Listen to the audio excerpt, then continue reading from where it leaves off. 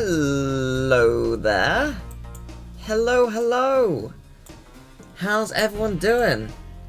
I hope everyone is doing well. Oh man, it's been a while since I played Spyro. I mean, I suppose not that long. But yeah, I just felt like playing some Spyro.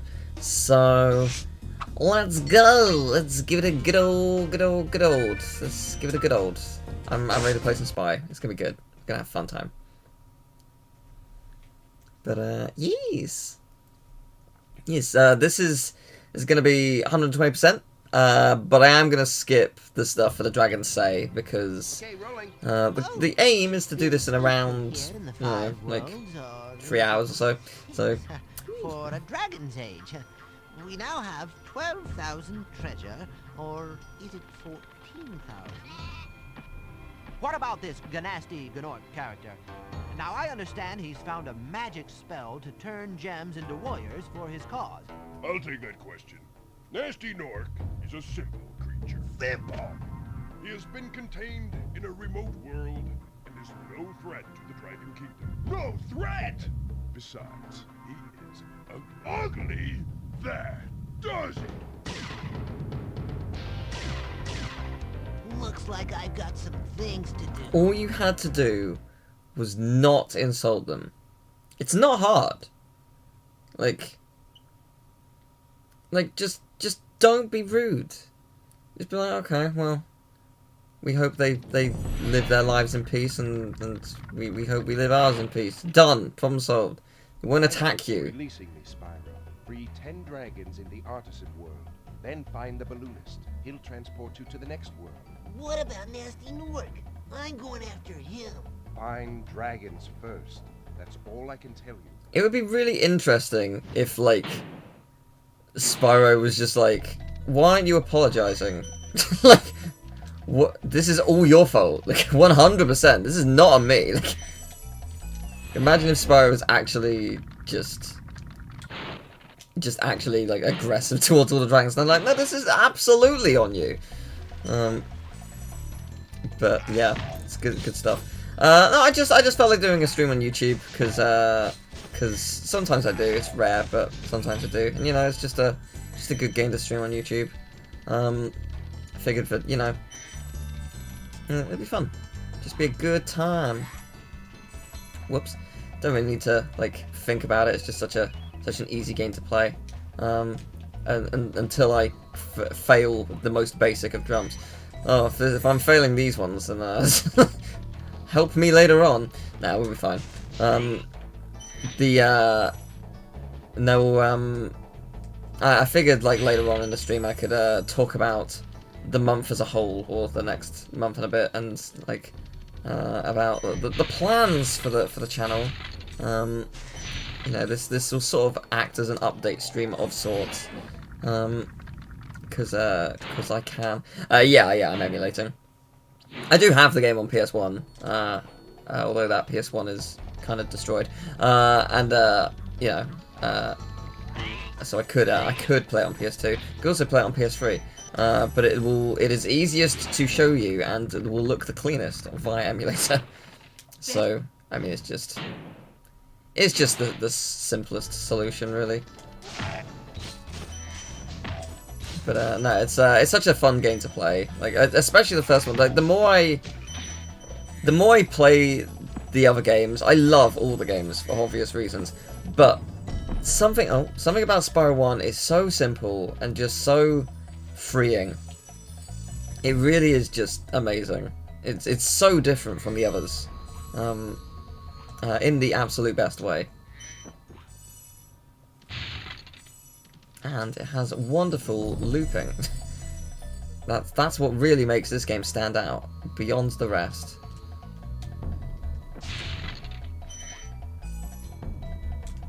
But I hope everyone's had a lovely weekend. I think it's a game that I've come to appreciate more the older I've gotten, but I'm more into like just pure platforming, because it is such a pure platformer.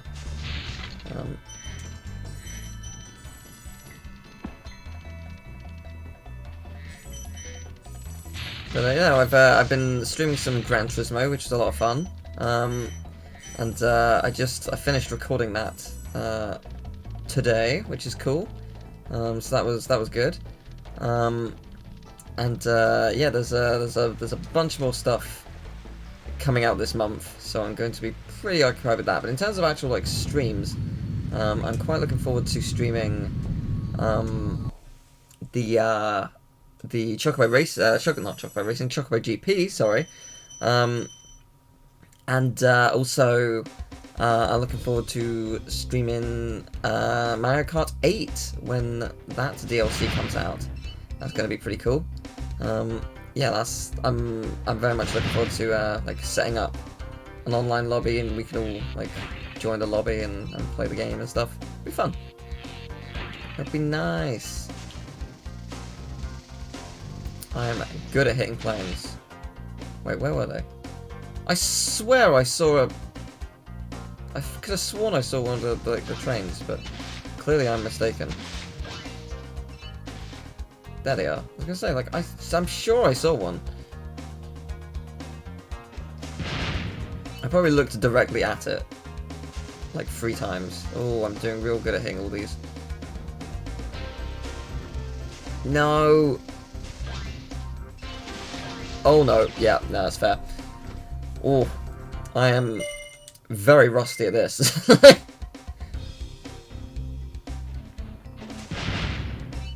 It's fine, we'll manage. Oh, I wouldn't be worried about the future of Crash and Spyro. I think if anything it's in better hands now it's with Microsoft. Oh, that's where it is. I was gonna say, like, I remember the train being like pretty soon after you see the planes, but that'd be why. I am so bad at hitting the planes today. But yeah, no, I think with Microsoft it's in better hands, because Microsoft won't abandon it. I don't think. As far as we know, they are a less problematic company than Activision, and it's quite clear that's why the acquisition was even offered in the first place. Like, especially since, you know, like, yeah, especially since there's so much came out about Bobby Kotick and whatnot. Just, like, you need to get rid of him. The reality is, he is too powerful and has too much money to ever go to jail or pay for whatever he's done. So this is the next best thing. Like, there was no way he was also ever going to willingly give up the company. Like, or he was never going to step down, I should say. So like, this is the way. But yes, I think like they'll probably end up putting the games to like PC. Probably, I would imagine. Because usually, like, pretty much all of there's like most of, if not all of Microsoft's games go immediately to Game Pass and Steam and stuff. So I would imagine the same will happen to Crash and Spyro. Like Crash and Spyro and a bunch of the other IPs will almost certainly go to Game Pass, like as soon as the acquisition is like finalized, or maybe even in the process of it. So that's pretty exciting. Looking forward to that. It means more people can get it. I mean, especially something like Crash 4, which you can only play via the like the Activision like service, whatever the thing's called. So this is a good opportunity for it to come to Game Pass, which means more people get their hands on it, which means more mods. So that's pretty cool.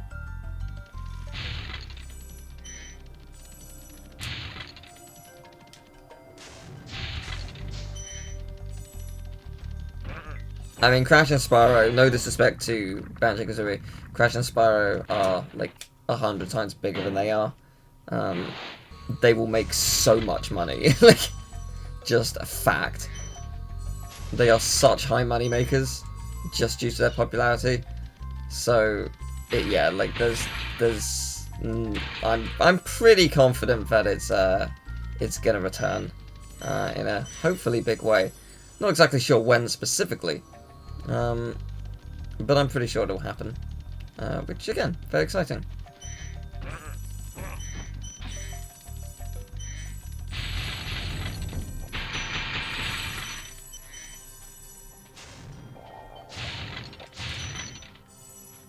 Yeah, Crash Team Racing's still not on PC, and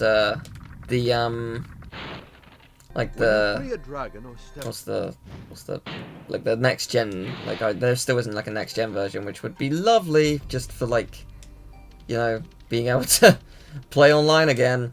But oh well, it is what it is. Also, hi Hillcrest Games. Hope you're doing well. It's good to see you here.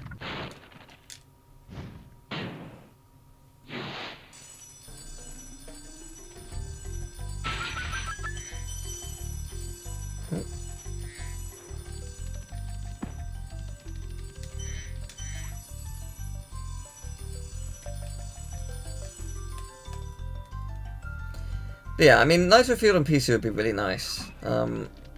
I still think that One Per League might be like a combination of Crash Bash and Crash Team Racing, and it's going to be like a next gen exclusive type thing. I don't know. We'll see. It's hard to say. The thing is, like, I could make a theory video and be like, this is what I think, and realistically, it's going to be wrong. Because no one knows what's actually being worked on, except for the people who are working on it. And, like, eventually, someone's going to do a theory video, and something they say might be close to what's actually happening, but it's, again, unless you know what's actually going on, like, you're throwing an idea and hoping it's semi-accurate. But, no, it's, I'm certainly intrigued about whatever One Per League is, if it does actually become a thing, which I think it probably will. Saying probably, like, yeah, this probably will happen. Yes. But no, it's no, I think the future for the series is exciting. I'm sure we'll hear more about the games in the coming years, maybe even like an E3 or Game Awards thing. We might see some news, which would be cool.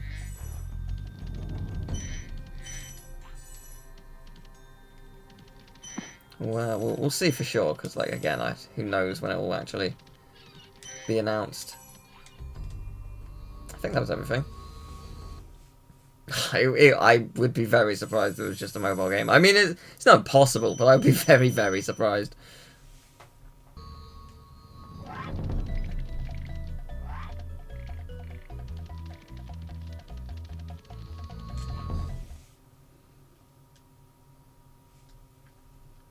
So what's everyone's favourite level? Dark Hollow's certainly up there. It's a very, very pretty level and very, very peaceful. Peaceful, you know, except for the knives. But yeah, no, peaceful, lovely, super safe. You know, nothing like going to a place and knowing you might get shanked. No, nothing quite like that. No, I think mine's Metalhead, just because the exploration and the secrets that were hidden, they took me so long to find as a kid. Rightfully so. Like, if you don't know where they are, like, they're not easy. But it is, like, this game is a puzzle platformer, and it's, like, at its core, and that's amazing. There aren't enough puzzle 3D platformers. Oh yeah, Blowhard's pretty fun. Yeah, I quite like Blowhard.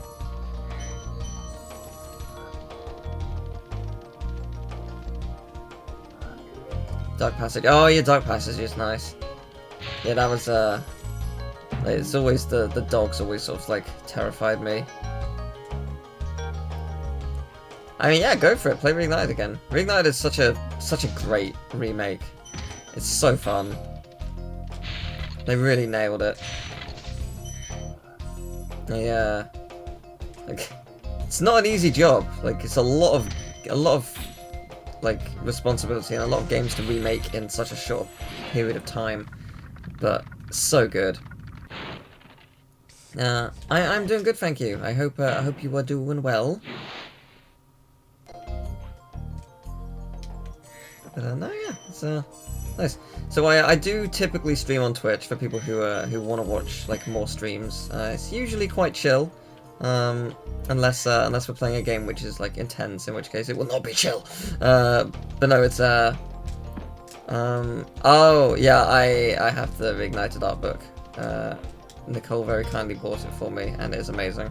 But yeah, no, link to that is in the description.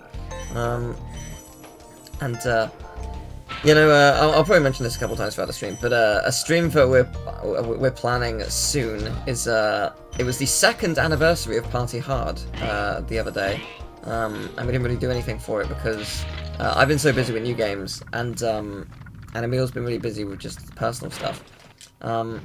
So we didn't really get a chance to celebrate it. We haven't done much of Party Hard recently because of that, but yeah, like, it's fair enough.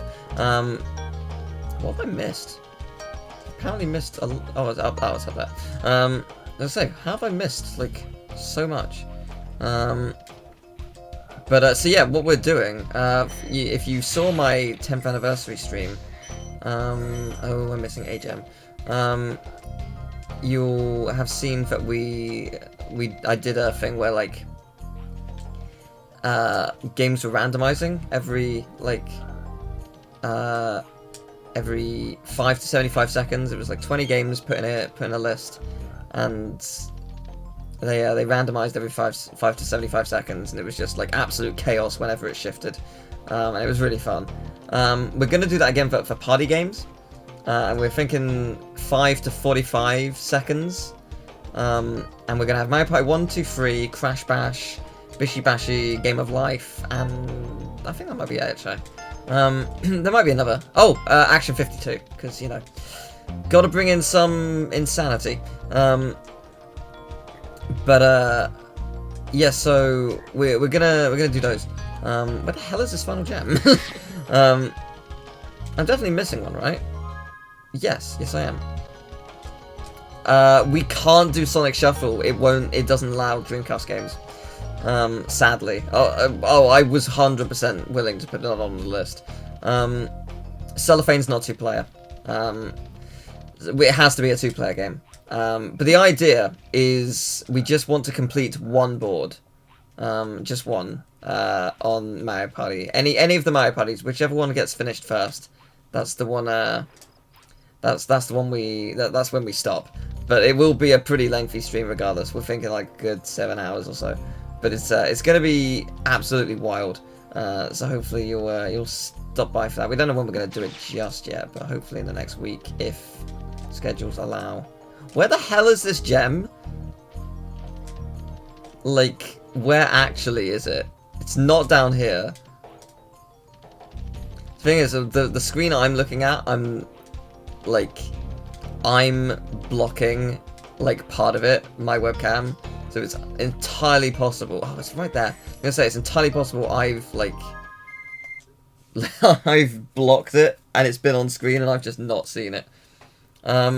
So it's an emulator called BizHawk, and it basically it uses that emulator to shuffle games, but Dreamcast is not part of that emulator. Like, it doesn't support Dreamcast games.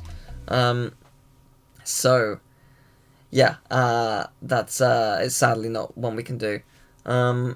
As for Mario Party 5, Mario Party 5 will be at some point. It's again when we got time, and when things like calm down new games wise. It will come, just give it time. Someone asked what the emulator is. It's EPSXE, which is a very easy name to say. And tips for YouTube, basically just make the kind of content you want to make. Just make something that you enjoy making, and never go into it with the expectation of getting loads of views, or even really any views at first. Oh Christ, the thing with YouTube is it has grown. There are more people. There are so many more people making content on YouTube now, and your video can be found, but it just won't be found easily. But there's nothing wrong with making content for very few people, or just for you. It's a lot of fun to make it just for you. But never go into the expectation of, oh, this is gonna make me famous or rich or whatever, because it probably won't. You need to be mostly lucky for that to happen. It's not to say you don't need skill for it, but it's more luck than skill. Yeah, I mean, like, I'm a semi-big channel, like, not huge or anything. I haven't, like, broken 100,000 subscribers or a million or whatever, like the really big names, but, you know, it's semi-big. But as an actual job for money, I don't make a lot at all. So it's just like, you know, like, don't go into it expecting money. Even if you get like a bunch of views, even that probably won't make you a lot. So just temper your expectations if that's something you were hoping for.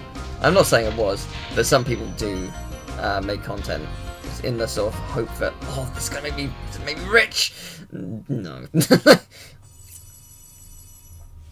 The people who are rich are the ones who get like 1 million views per video plus, you know. Those are the ones who will make money, because they're also the ones who usually have sponsorship deals, and sponsorships can make you so much money. So, you know, like, it depends on how big your channel is and who it is who's asking. But yeah, so it's but no, it's I like making videos because it's fun, you know. It is a bonus, but it is my job. But I do it because it's fun, usually. Usually, yeah. Sometimes you'll play something where you're like, oh, I wish I wasn't. It happens. It's not like, you know, it's not gonna be like a perfect job, like. And yeah, there's a surprising amount that goes into it, more than most people would realise. But it is an absolute joy.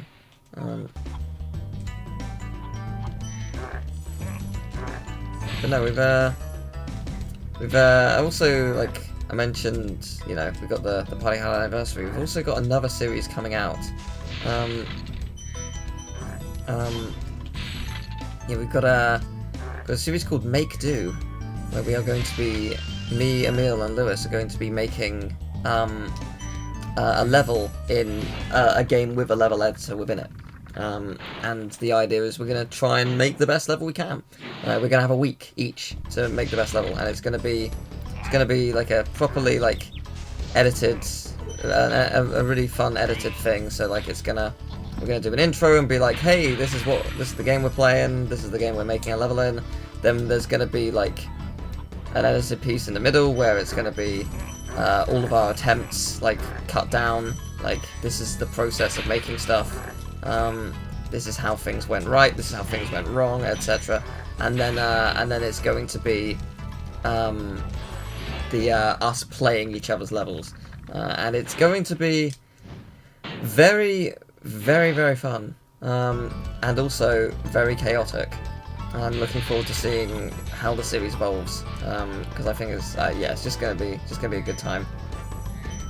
But we've not finished the first episode yet. We're still working on that. We started it a while back technically, but we've just all been busy. So we started it at a point where it wasn't really feasible to really start it. It's just unfortunate that way. So we'll continue it and hopefully get the first episode out. I'm gonna say April.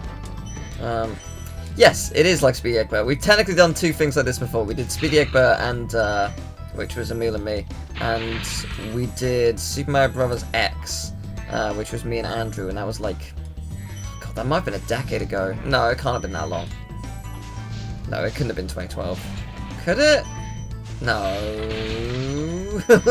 I hope not. Certainly, but yeah, certainly a while ago. Have I got everything? Yes, I have.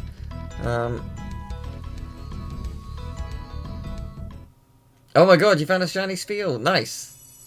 Very nice.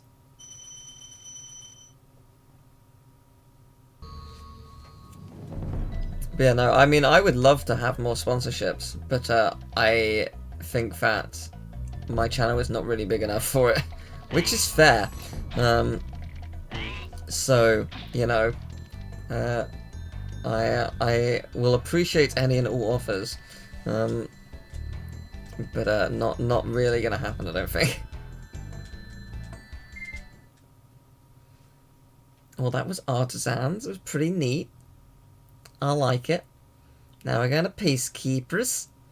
It's I mean, this is like the part of the game where it really like tests you in terms of difficulty. Like there are some really well hidden secrets in this world for sure. I mean, every world has like really well hidden stuff, but this world in particular certainly does. Welcome to... Thank you. Welcome to... Yeah, this place from now on will be known as just the letter P and nothing more. You don't even pronounce the P like as P. It's just it's like a puff of air.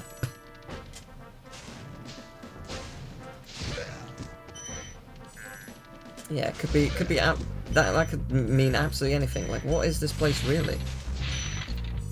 Like, what's it gonna be called when you really get right down to it? Is it Peacekeepers? Is it Pranksterland? Is it Penn Island? You never know.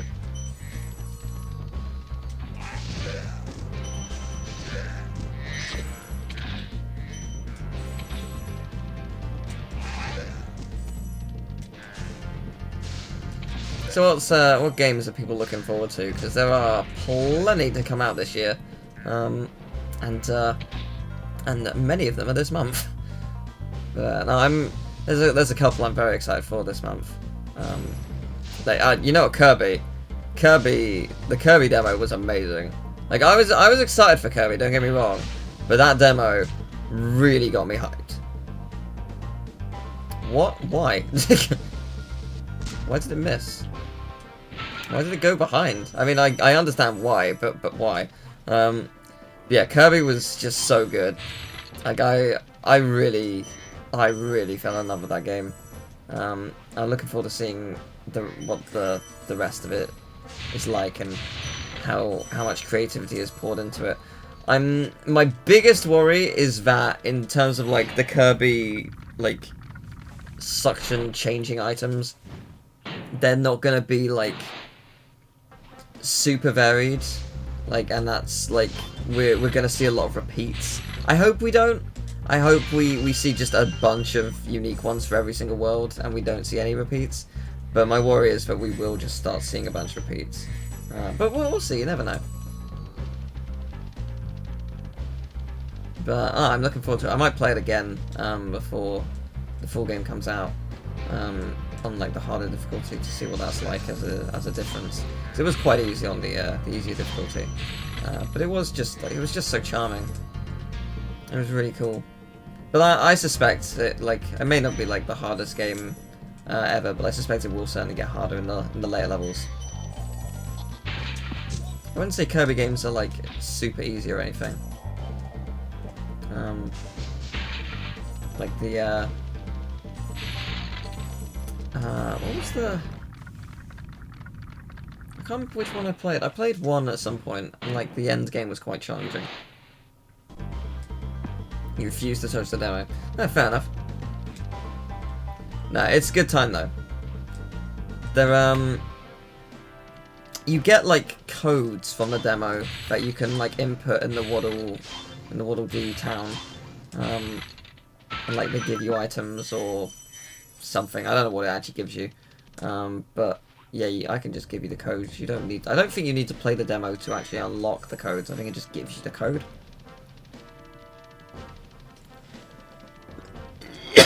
Sorry.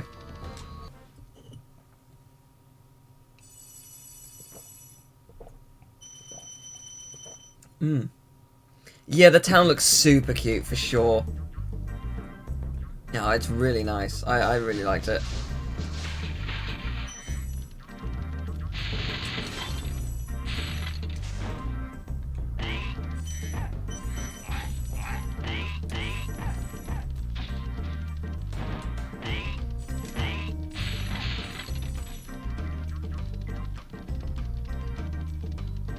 Oh, hello. What? Wasn't expecting you to turn around like that. You really threw me off.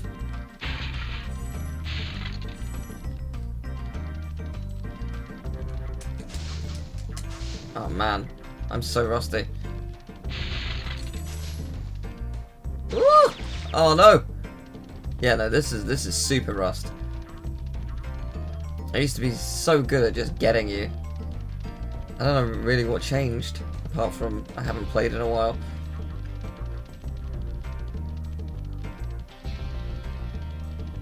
I don't really chase you from this direction usually. This is one of those speeds that, like, if it does get away from you, it's kind of hard to get.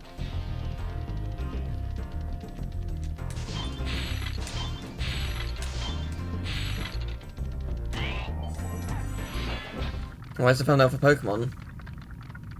Is it? Thank you for releasing me. Is it? I changed it. I changed it to be Spyro.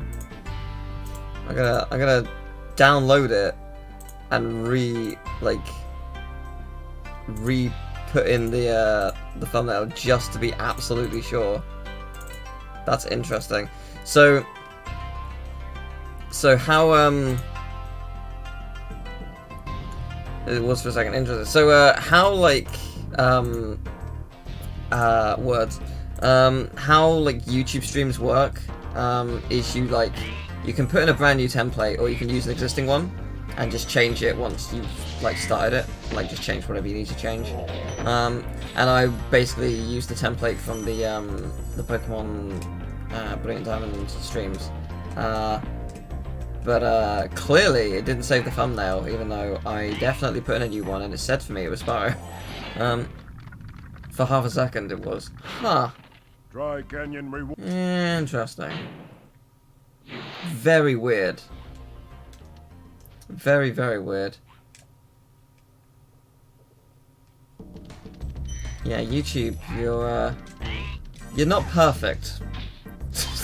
Understatement of the century. Yeah, no, yeah, you're not, yeah. I respect you for what you allow me to do, but otherwise, your subscription tab is Pokemon. Well, hopefully now it's fixed and it's not Pokemon. Hopefully now it should be Spyro. Because I just changed it back to something new. So yeah, that's weird.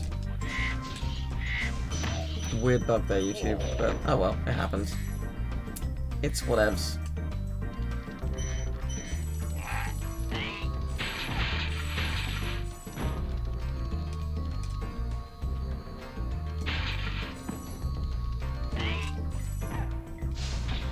I think this is like one of the slowest playthroughs of this game I've done. I don't know why. Like, I used to be able to beat this in under 3 hours. But I mean, like, I suppose it doesn't really matter that it takes a little longer than 3 hours or anything. It's not like I'm a speedrunner. Though the world record for this game is wild. It's 1 hour 21 minutes, 120%, just so fast. There are 2 people really gunning for world record, and it's gonna be, I think, very close. Like, I think, yeah, we'll see how that goes. But yeah, it's just so fast, so cool to watch. Whoopsies.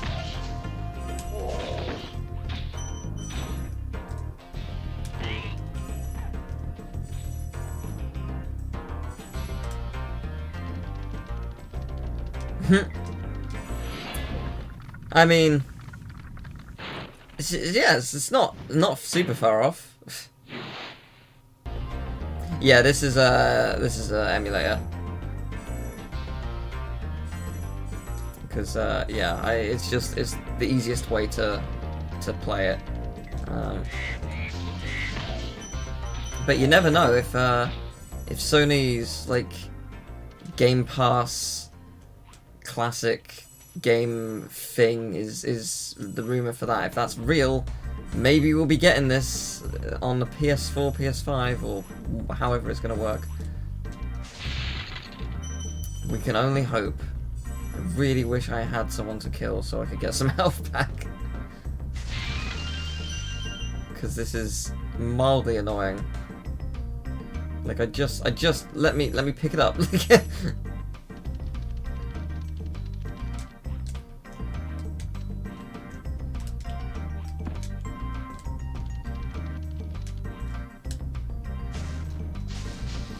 Well, hopefully, if all goes to plan, we'll be recording the rest of Blink soon, because Harper, Squid in chat, is feeling better, so I'm looking forward to that.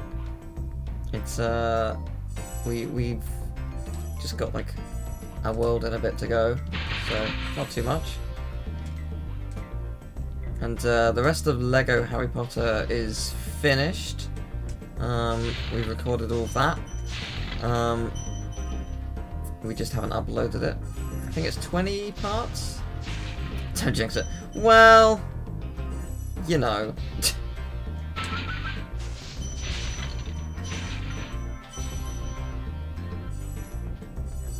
That all of it? It is! But yeah, it's yeah, I think it's around 20 parts, so that's cool. And the next like Patreon vote to choose what game's coming next is currently underway. So not sure what's gonna win that yet, but it's exciting.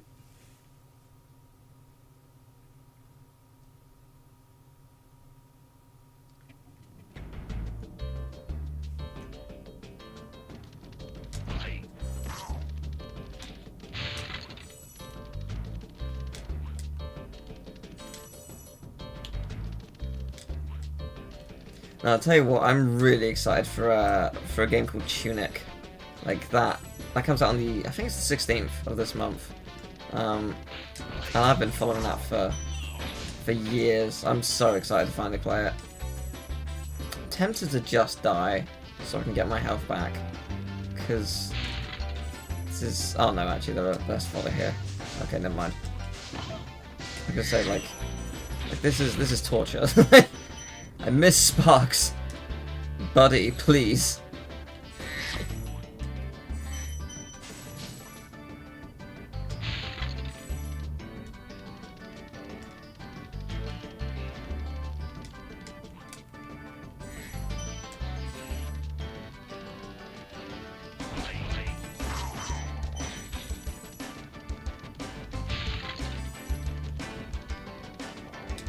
There we go. Oh, I was gonna flame you, but never mind. I can just ram you instead. Hi, Peter. How do you do?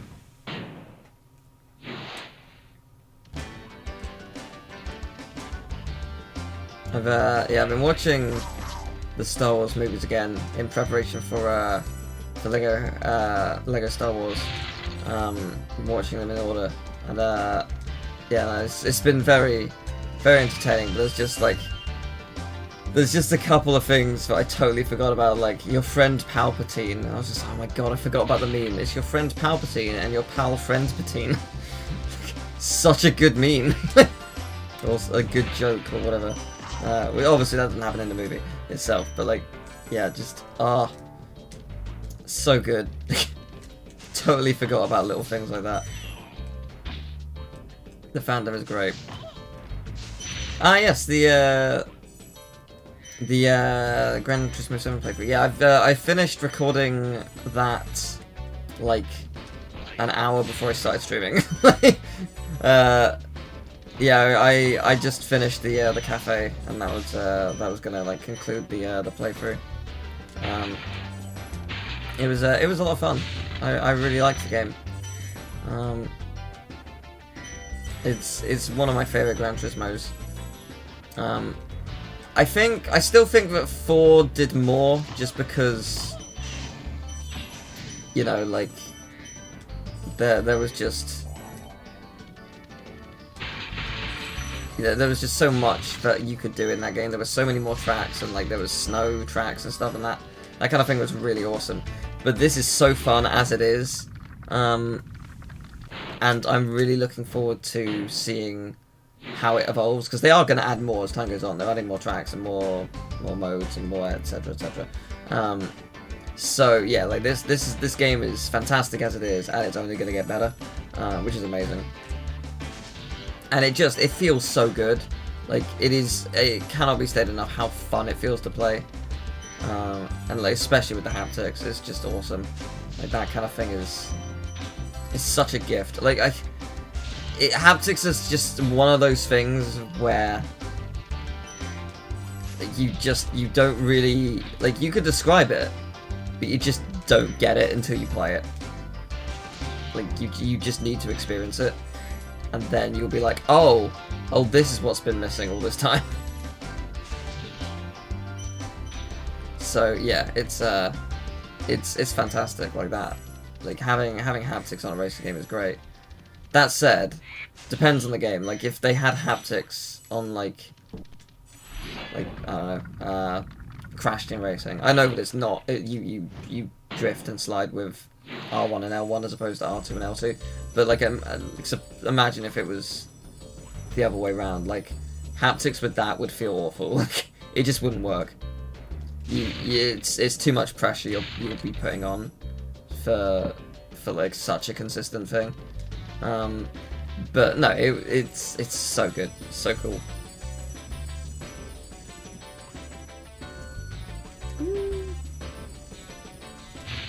Nailed it.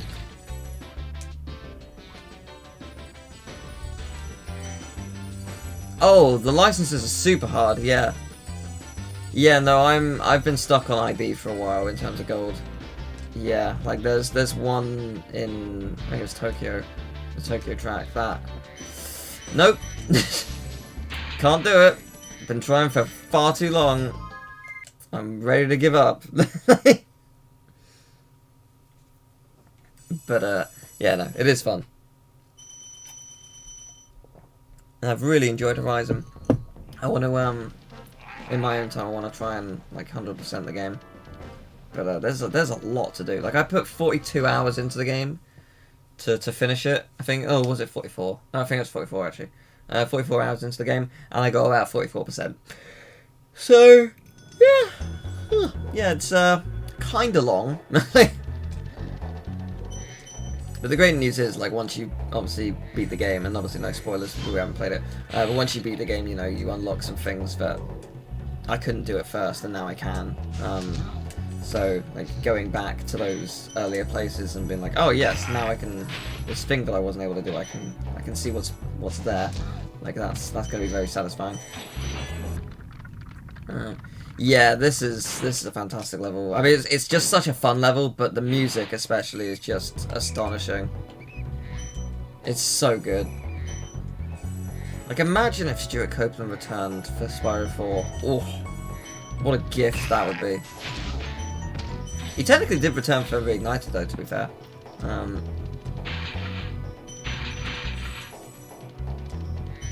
That was he did the title theme, which is pretty cool. But no, it would just be amazing if Stuart Copeland, like Josh Mansell returned for Crash and Spyro. So good, like the absolute dream. Yes, he did do Enter the Dragonfly, which I don't know if I like the soundtrack for that game that much. It's not bad, it just feels very uninspired.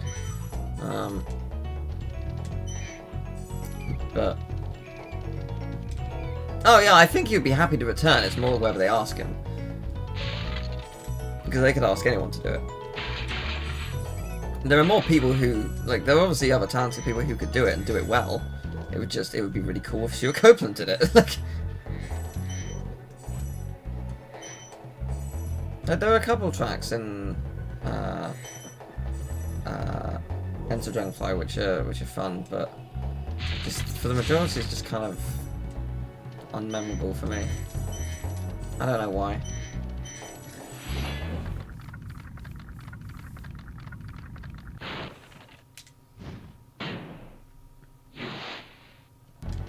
I would be quite happy if we got a brand new villain, honestly. It'd be cool to see, like, it'd be cool to see what they could do with a brand new villain, brand new threat, brand new everything. Because like Ripto's technically returned a bunch, admittedly through like Enter Dragonfly and Game Boy Advance, but they still returned. Nasty Nork's returned through Hero's Tale. Sorceress is the only one who hasn't, I don't think, unless I'm forgetting like an instance in which the Sorceress returns.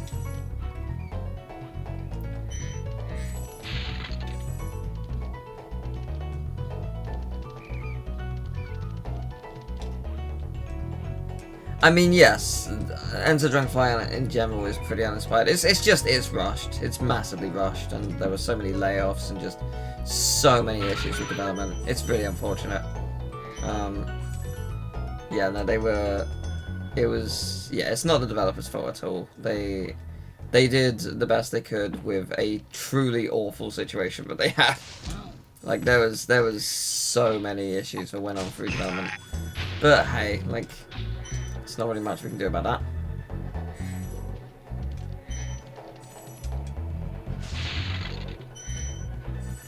But no, it's nice to play Spyro again.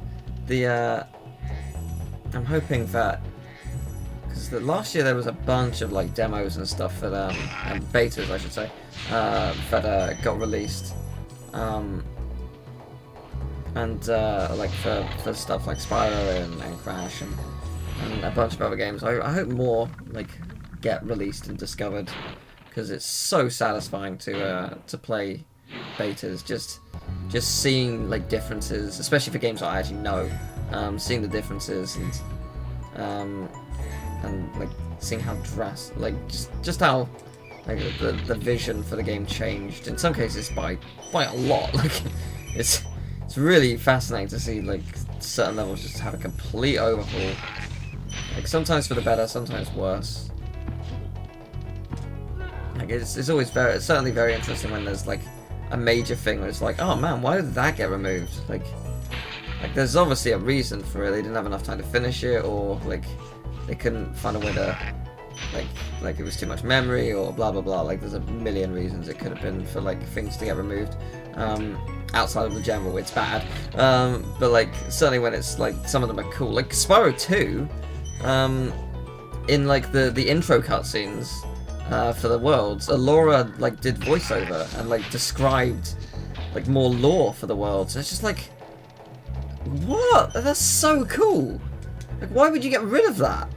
Or like, why not have it like as a, oh no, yeah.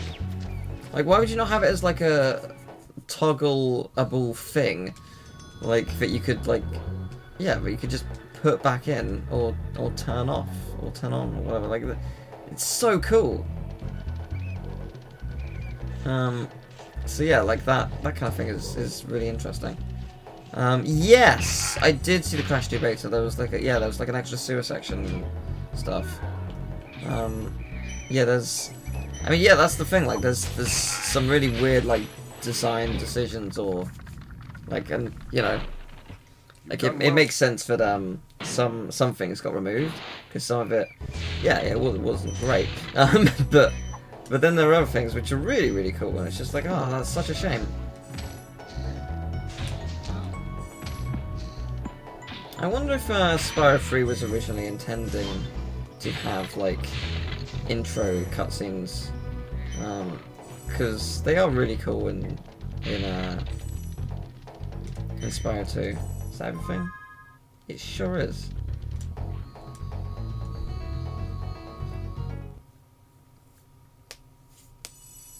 Sonic 3 beta. What? That rings a bell, but I don't remember what was like so different with it. I remember it being like a pretty big thing. Didn't it have like a completely different soundtrack or something? But yeah, I don't know. Ooh.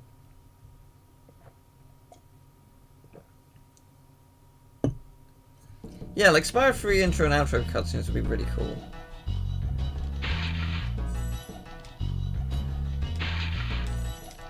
But no, I do recommend, like, so if you want to learn how to develop games, or like you want to learn about like developer stories, my friend Mike Stout over at Useless Podcasts, he worked on the Ratchet games and Crash Bandicoot 4,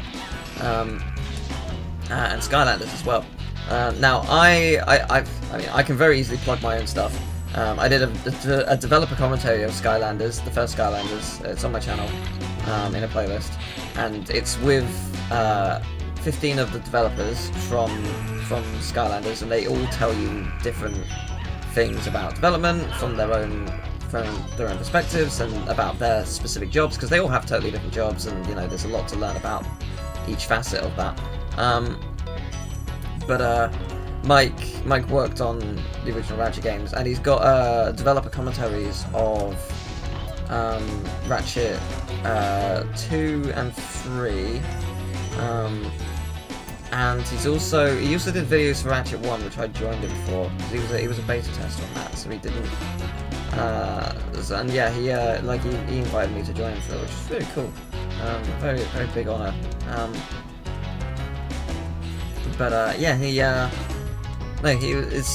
They're really good series. That you'll learn a lot about game development. He's actually got he's got a playlist over on his channel, which is basically just like any video he showed up. Anytime he showed up in a video with me, like he's got them all in a playlist, and we usually talk about a bunch of not like random stuff outside of game design, but he does talk about a lot of game design stuff. So if you want to learn about game design, I've got or game development and stuff, I've got a couple of videos on my channel, and certainly a recommendation of Mike, because his content is fantastic.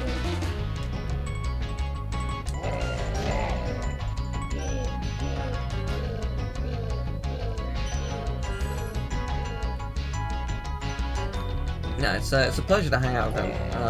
I've met him in person a couple of times, each time I've gone to LA, and yeah, he's just such a lovely man. It's really really cool.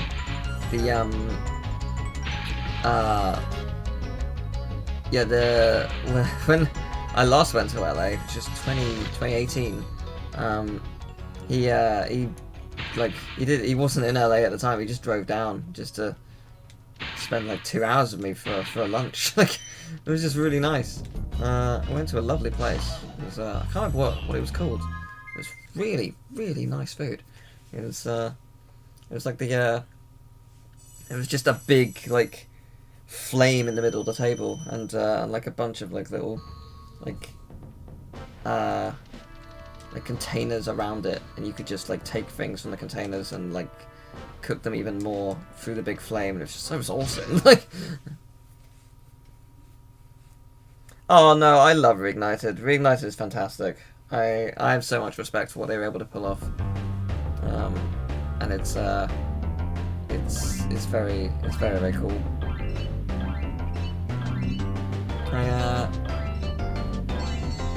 They're so much fun. I was tempted to stream the Reignited version, but I thought, no, I'm gonna go old school. I'm gonna go PS1. Yeah, it was some form of barbecue place for sure, but it was really nice. I think it was a Korean place. Oh, that was close. Oh, I might be in trouble, so I'm not going fast. Yeah, this is probably my favourite flight level as well. But no, it was lovely, absolutely lovely.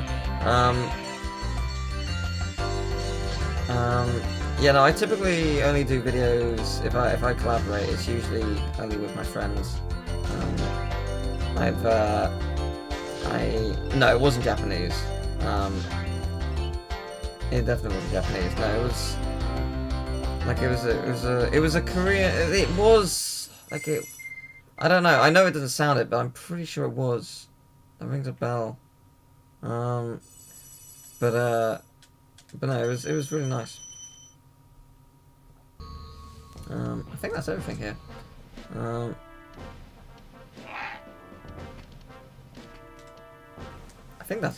I think. Done every level here, right? Yes? I'm gonna assume so. If I'm wrong, I'll come back, but I think so. Yeah, I think Spyro 4 is going to happen.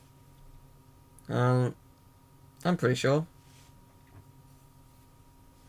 I'm pretty confident.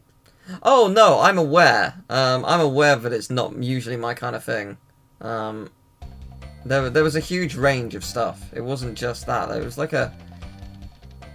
Our table just had like a buffet of stuff. I had this really, really nice beef. It was cooked to absolute perfection. And I'm not a sauce person. I usually hate sauces, but I did indulge.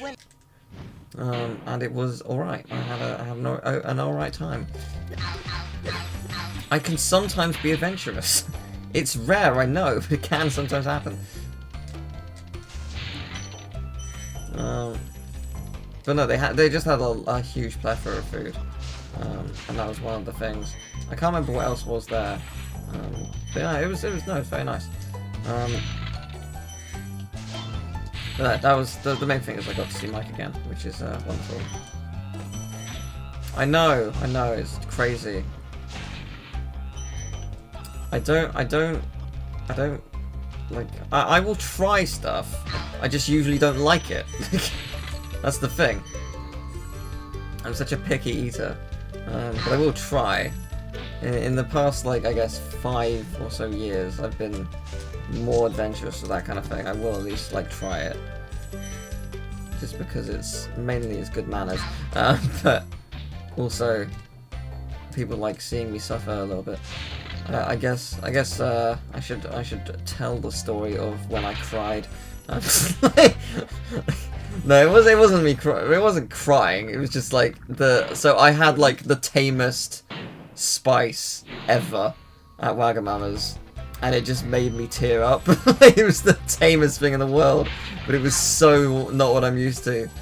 But it just broke me. It was a poor kid. That's funny. Everyone found it very funny, which is fair because it was. Yeah, no, I was so just dying. Like it was so tame though. Like it was you couldn't have had a weaker spice if you tried. It's funny. I like that kind of thing. Like it's nothing wrong. Not ashamed to admit that.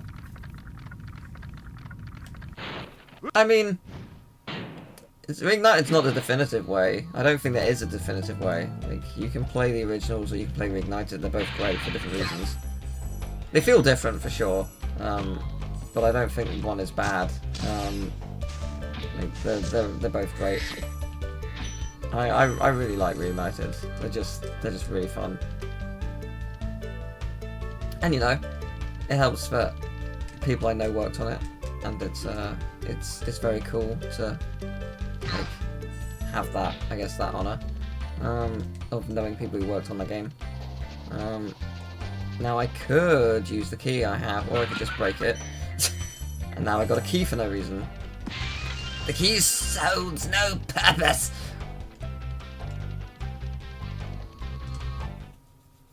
Where's the playthrough of Crash 4 Insanely Perfect? I did do an Insanely Perfect run. I got all the Insanely Perfect relics. I did them all.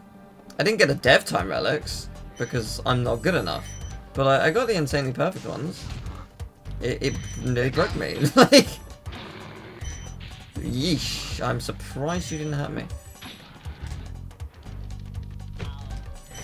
There was, I think it was like 90 something hours to beat Crash 4. It was hard. Obviously. Like, obviously it was hard. But yeah, no, it was great. I loved it.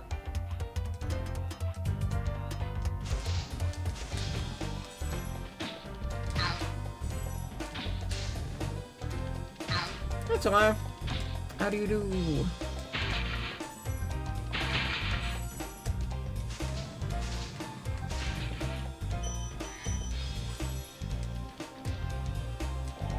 It should, I mean, if you go to my playlists and, like, search for Crash 4, there should be there'll be a playlist, and like the later videos will be like the perfect relics. I don't know. I want to say there was like 56 videos in that series, something like that. It'd probably be like the last 10 because I streamed them and like, they're each like 2 hours a piece or something.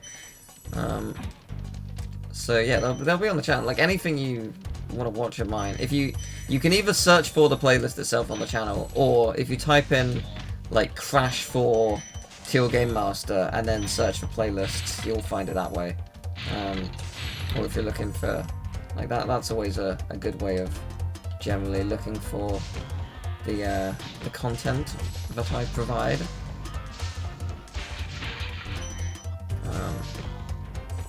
Yeah, I'm doing alright. So, I've been playing Persona 5 Royal again recently on the hardest difficulty, just because I don't know. I wanted something to play in my downtime, because I don't know. Whenever I play a game in my spare time, it's usually something that I really love, or it's something that's chill, or something that is like I don't know, like just fun. Like I really got into Crash Team Racing for a bit, so I was just playing that non-stop whenever I had free time. But yeah, Persona 5 Royal is just such a great game, yeah, I'm at the final palace, like post-game palace, on the hardest difficulty, which is pretty cool, and I've put in like 90 hours in the last 3 weeks. Like, I don't sleep that much, so I'll do work for 10 hours, and then I will play that for like 5 hours. And that's my schedule. It's not healthy, but it'll do.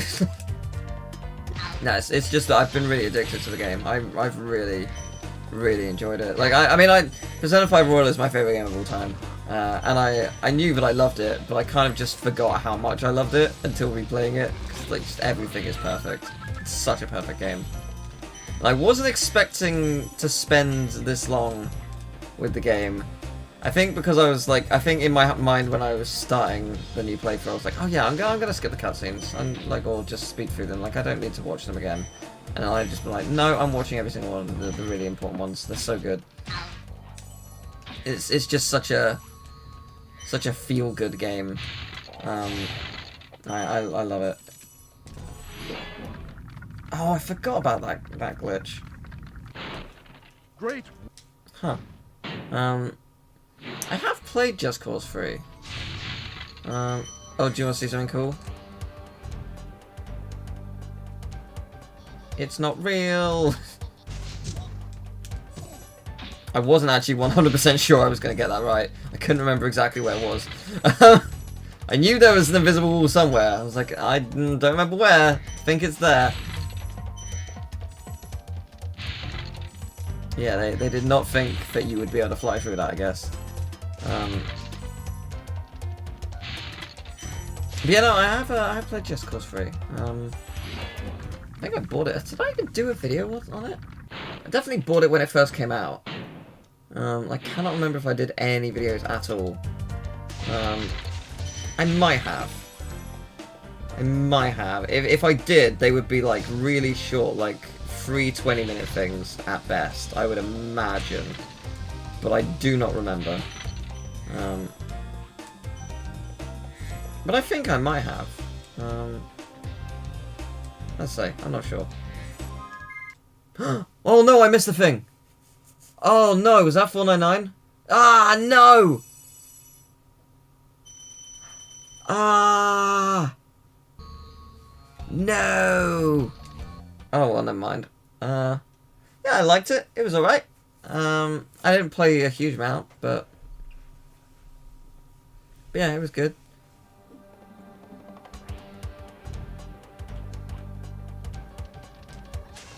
Yeah, I'm really proud of what I've accomplished on the channel. Like, there's so much content, but like, there's just such a variety in terms of like the different things. It's not just playthroughs, obviously. Like, there's like the developer commentaries, and there's like certain reviews that I'm super proud of, and different series that are like really creative, and like now I've got the best ofs, and I'm working on like a backlog of the classic best of stuff. Like, just like the best ofs do take time, like especially the classic ones, because they didn't just recently happen, so I have to like properly I have to properly like look back over them. But I'm very proud of what I've achieved on this channel. There are certainly some like videos and series that that I wish did better, and it's like for it's over there, no real fault of my own. It's just a case that, you know, like yeah, it's just a case that the algorithm doesn't work for me or whatever. But no, it's I'm very proud of what I've done over the years. It's a very good body of work for sure. You can clip stuff on YouTube, but it doesn't really make it a separate video. I thought it did at one point, but it doesn't, and that's not very helpful. It's not really what I'm after. Like, when I...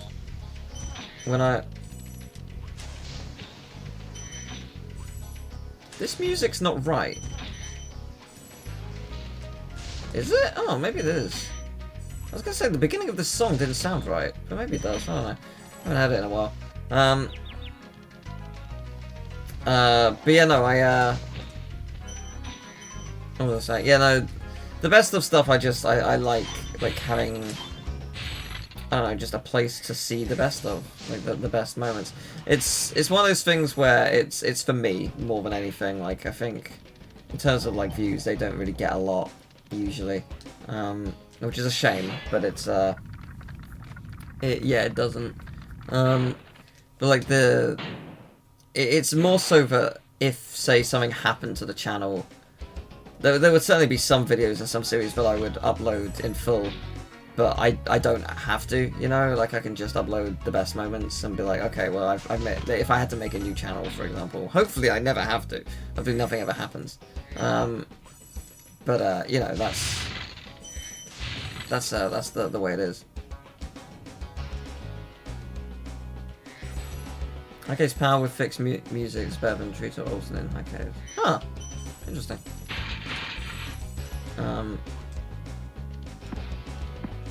But yeah, no. So, you know, I started work last year on the best of 2014. I think I did up till June. I think I did 6 months, like, fully. I might be wrong on that. I guess I'll pose the question. Try combining. If I was to stream, and I'm not saying I will do it, but if I was to stream just editing best of stuff, and bearing in mind it would be literally me not reacting to anything, it would very much be me just skimming through past moments and picking and choosing, and then just putting it in a timeline and stuff, would that be in any way interesting to anyone? Would anyone be even slightly interested in watching that?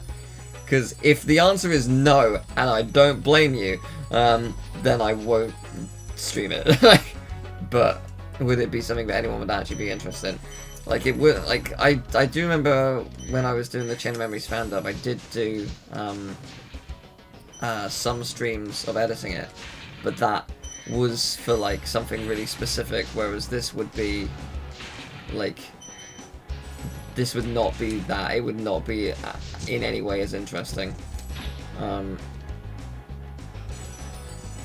But yeah, no, I say I got, because like on average there's around 24 hours worth of content per month, sometimes more depending on, you know, the yeah, sometimes more depending on if there's a bunch of new games, or if I'm just particularly,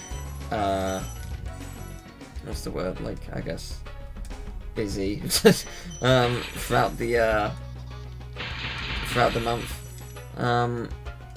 because, yeah, there's a lot to go through, but I'm not going to watch the whole 24 hours. What I do is I skim through it. And usually with certain series, I'm like, oh yeah, I definitely remember this being really funny, and it will either turn out to be as funny as I remember, or not funny at all, and I'll be like, right, well, this is going in, or okay, that's disappointing, that's not going in anymore. Well, I thought I had something here. No.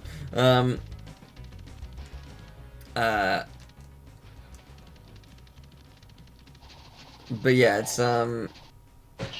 whoops.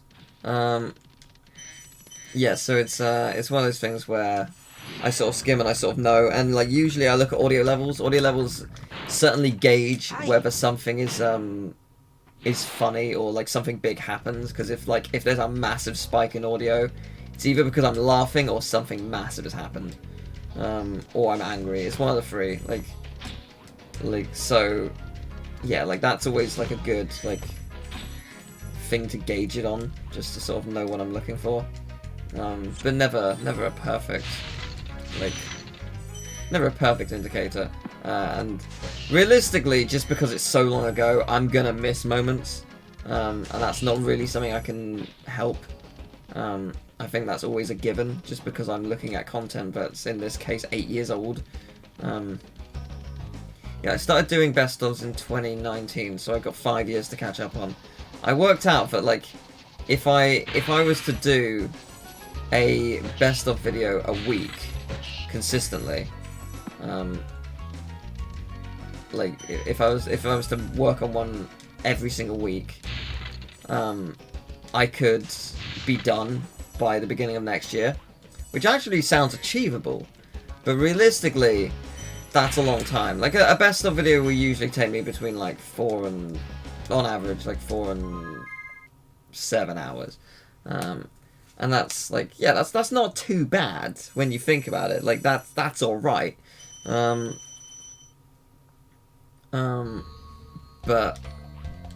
you know, like it's still a long time. So like, I mean, if I really wanted to, I could do like I could do one a day if I had nothing else on. But it is very much me sitting in a chair looking at past me. It's very, very weird. But no, it's certainly interesting. I don't know. But no, I do want to work on them, because it's just about finding the time to do it. And it's really something that I have to do myself. Like, I could theoretically pay someone to go through my content and do it, but they would have to realistically watch it and not skim, because they wouldn't have the audio bites, or they wouldn't like have the memories of what was good, which I do here and there. So like that's something that's like I've got the privilege of, like, when I see a series, I either immediately am like, yes, this was good, I know that this was good, or when I'm watching something, a memory will spark, and I'll be like, oh my god, I totally forgot this happened. This was absolute gold. Let's put that in, or like, you know, like that's typically what happens. And the great news in some cases is some of it's already edited for me, because like especially in the later days, the 18th the 10th anniversary, I ended up editing that as a video, like, for the year after. Like, it's just like a best of. Same with the anniversary stream. So I don't have to do any of that. It's already done. So when it comes to that point, like, that's going to be easier work.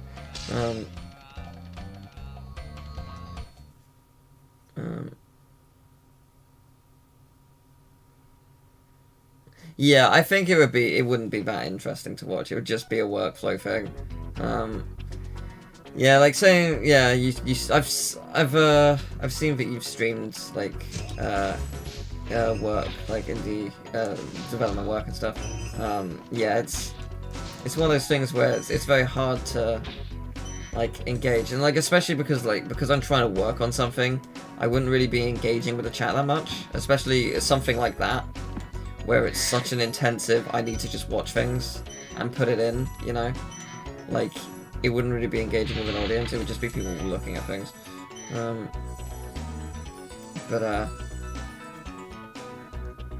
Yeah, it's just interesting. But I do like them, I'm usually quite proud of how they turn out, on the basis, because, you know, like, it's interesting. Like, you never know how much is gonna be there. Like, there were certainly some months where I'm like, oh man, this month is just like not that good. So I combine it with another month. It's like, okay, there's like not even 10 minutes worth I can find here. And there might be, like, as I said, there might be bits that I've missed, but I'm not gonna watch 24 hours worth of stuff. I'm gonna just skim through it. So it's like, yeah, I'm gonna miss things, but like then there's also just moments where, you know, like this stream I wouldn't say is particularly funny. I would just say it's been more interesting, if anything. It's just been a little chill time, a little chill evening. A little bit of a chillax.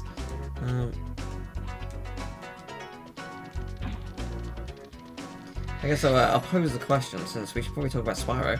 A favourite Spyro game can be absolutely any of them. It could be this one, it could be 2, it could be 3, it could be Reignited, or it could be A Hero's Tale. That game is criminally underrated. Not perfect by any means, but real good nevertheless.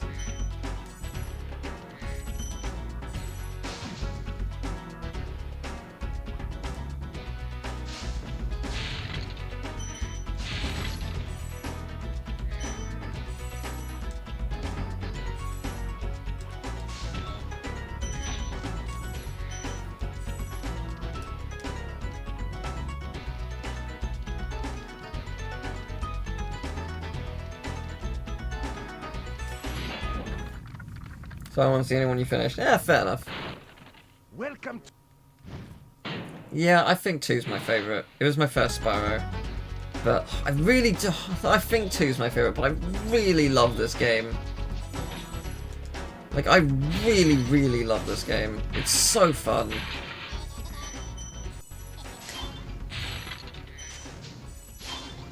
There's just something so satisfying about just the movement. The movement is so much faster and freer, which I appreciate.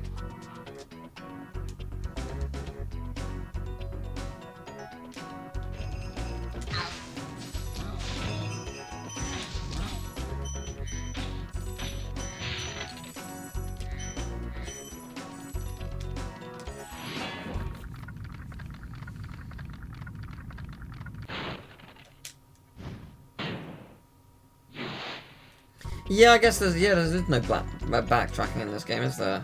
Like it's there's just it's just everything's there. Just go get it if you can.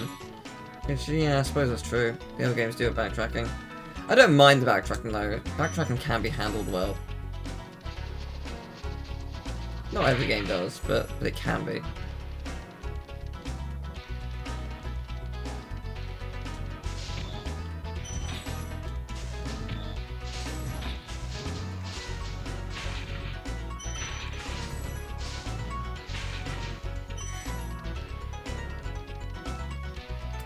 It might become Xbox exclusive, on the basis that Microsoft own Crash and Spyro now.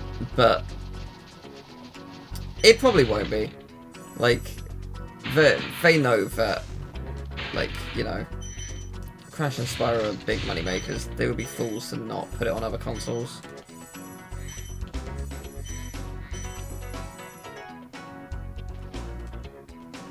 There are certainly some games that they're gonna keep exclusive, like, because they own them. they want money, and that's fair enough. But they're not gonna do it for everything, at least not yet. Over time, maybe.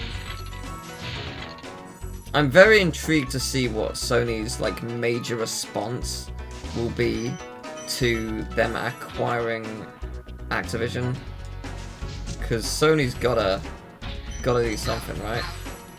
You'd think. I think their smartest move would be Square Enix, on the basis that they have so many exclusives already. Kind of like a majority of Square Enix games feel like Sony titles anyway. So it just sort of makes sense. But I don't know.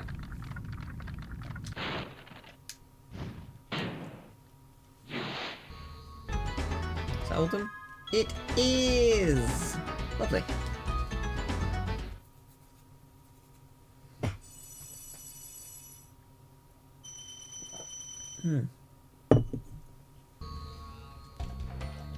It's Blowhard. It's such a good level. It's very short, but it is very cool.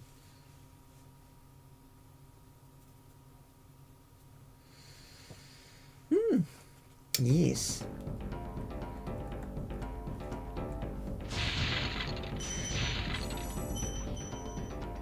Sony already acquired Bungie, who make Destiny.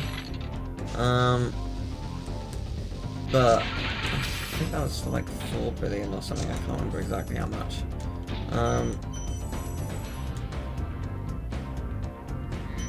Yeah, I also like. I hope that people don't get bought out, but I think if anyone was to be bought out by anyone, Square Enix is like the most logical conclusion for Sony. That's like seriously, so many of their games are Sony exclusives as it is. It just does make sense.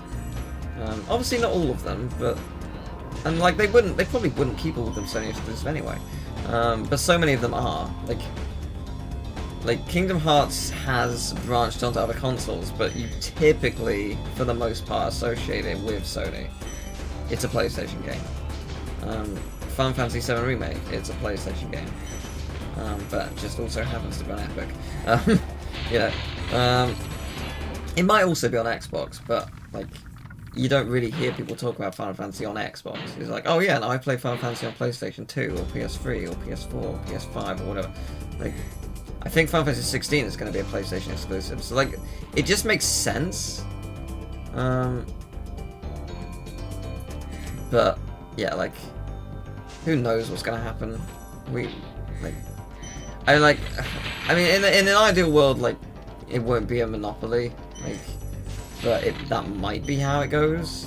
But I am glad that Microsoft acquired Activision because Bobby needed to leave. Like, it just needed to happen. He's not gone yet, but he will be. So apparently talks. Yeah, apparently, according to info, like talks of the acquisition began 3 days after the info came out. It's just like, yeah, I think that's very much a reactionary thing based on what's like going on. So, fair enough.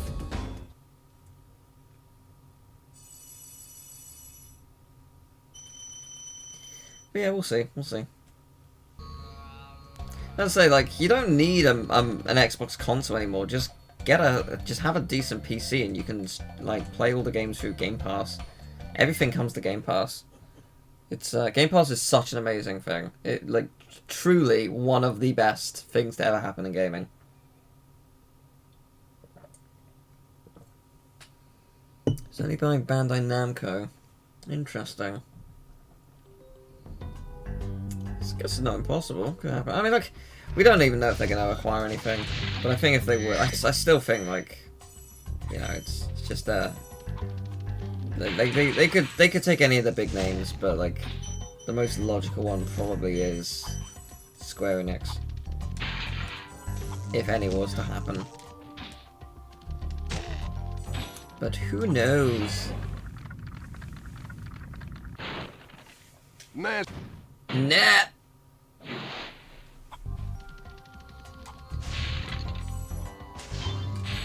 That's one of my like favorite things to do in cutscenes. Whenever there's like a bunch of text that a character just dumps on you, that's like repeating itself over and over. You have to speak to them over and over again. And it's just dumping a bunch of text. Just reading the first word of each line or like of each like paragraph as it scrolls through. It just becomes weird. Like, it's very entertaining. Yeah, Sega's also a possibility, because that would also give them like stuff like Atlas as well, which would be very, very interesting. I don't think they'd ever get Sega though, because Sega and Nintendo are quite close. I've said this before, and it would never happen. Like just on the basis they would never let it happen. But technically speaking, Just hypothetically, in a world where they asked to and anyone said yes, just in this crazy world,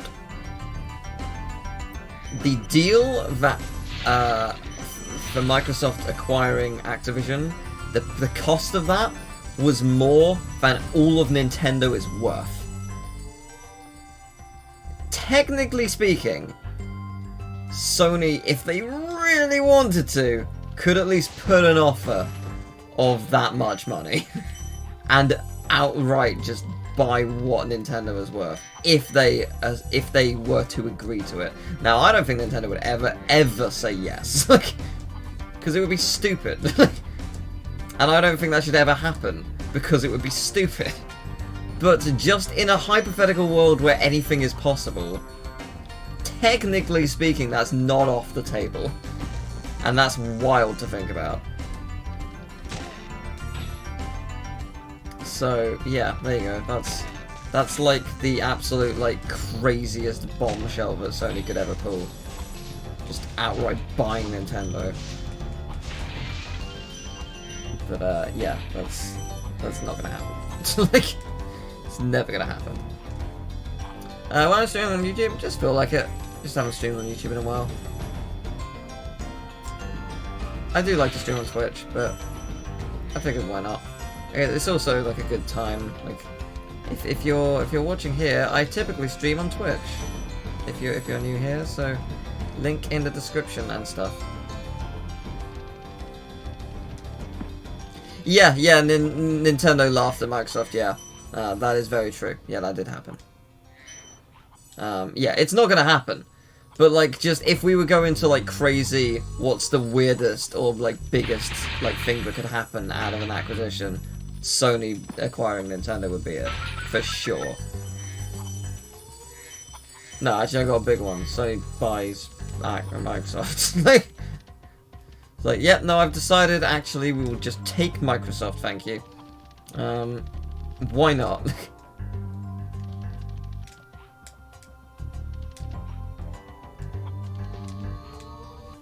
But, yes.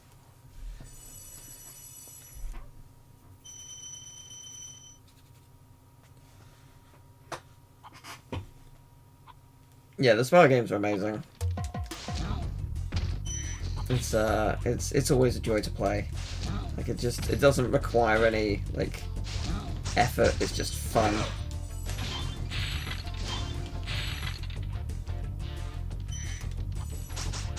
So, hopefully, when the Mario Kart 8 DLC comes out, people will be joining me for some fun online sessions. I'm gonna be streaming a bunch of Mario Kart 8 online when that comes out, because that's gonna be super fun. Yeah, I'm really looking forward to that. Like, it's just, you know, more Mario Kart 8. It's great. We did do a stream of that the last month. That was just because, you know, felt like playing it again. It's such a good game. Super fun.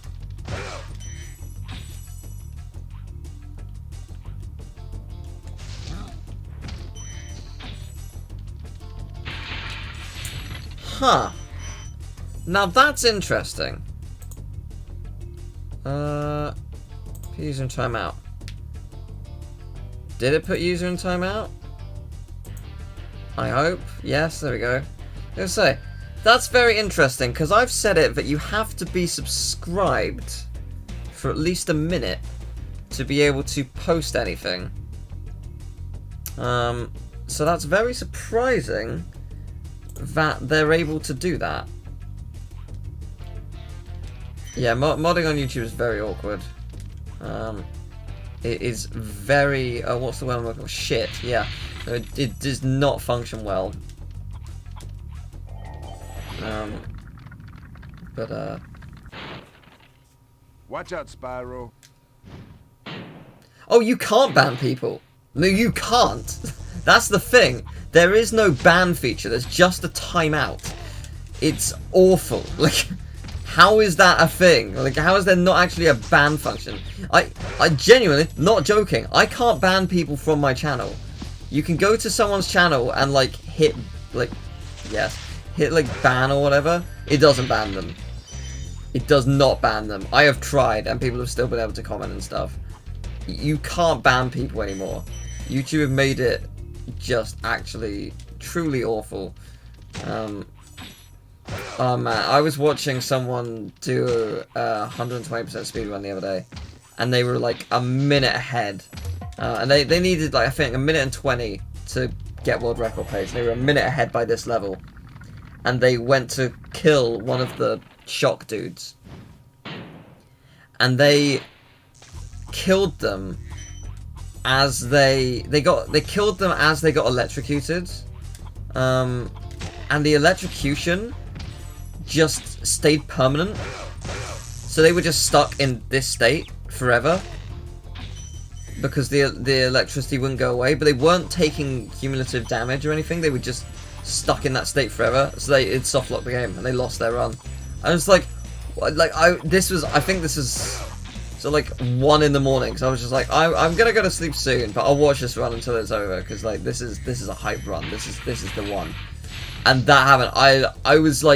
I was speechless, just with my mouth open for like a minute and a half, just not moving. Like, what is that?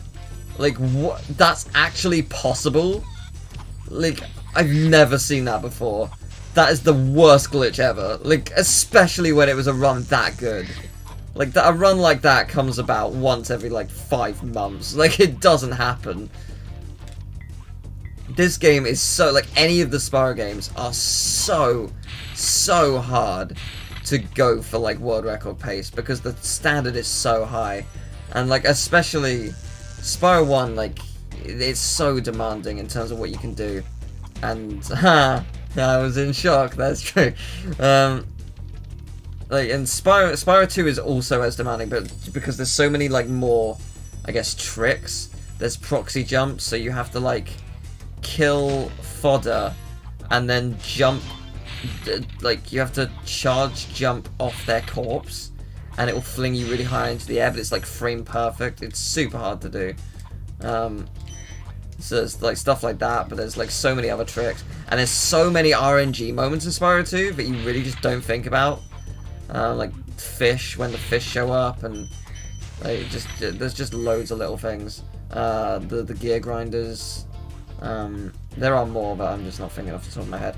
But yeah, like just there's so many little things. Like, so getting a run of like, it's a mix of luck and pulling off these ludicrously difficult strats, as well as playing like a god for like an hour and 40 minutes. It's just like, it's just absolutely crazy. Like seeing like god tier speedruns of Spyro games, because like, you really want to see them get the world record, but you're watching knowing that unless a miracle happens, that's not happening. Like, as much as you want it. Oh, I don't know what's better, Spyro or Crash. I think probably I prefer Crash, but I do love Spyro so much. I don't know. They're both great for different reasons. They're very different games. Like, they're comparable because they were like in the same generation, but they're so different that you can't really compare them.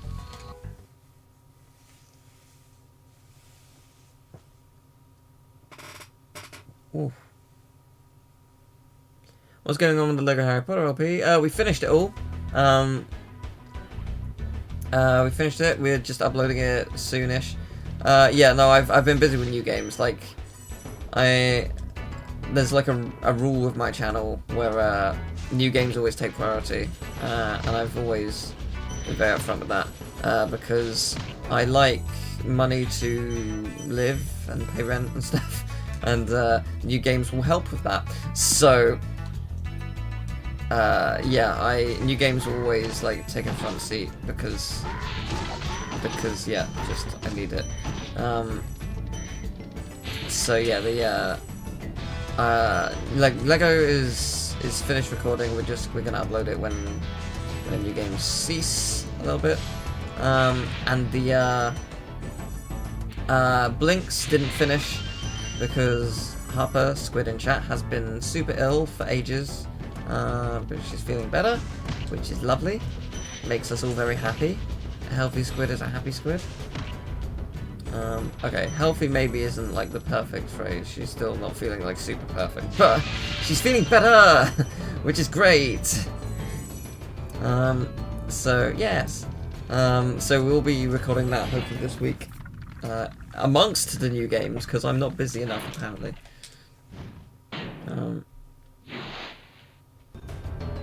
Yeah, that's fair. Oh no. Yeah, that's no. Yeah, that's fair. Like, it very much is a mood thing, isn't it? Did I collect the dragon? I did. I honestly forgot. Yeah, like, yeah, if you want to be masochistic, then go crash. If you want to be... Did I collect the gem from you? Oh, I hope so. Like, ooh, we're gonna find out at the end of the level, aren't we?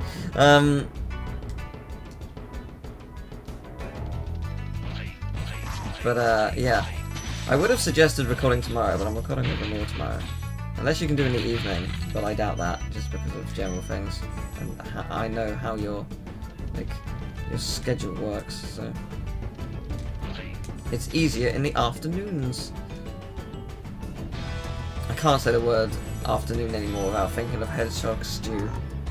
Hedgehog stew in the afternoon, ow! You licked me!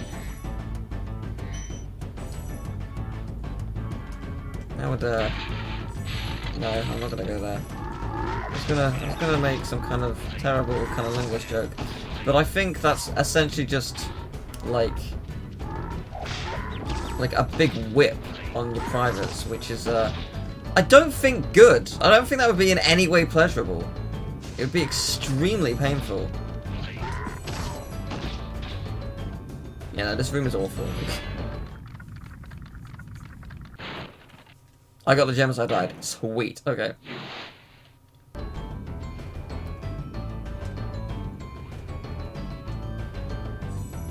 Excellent. Yes, I'm very tempted to die just so I can... Well, I wasn't going to. I was actually going to continue. But since I did die... So never mind.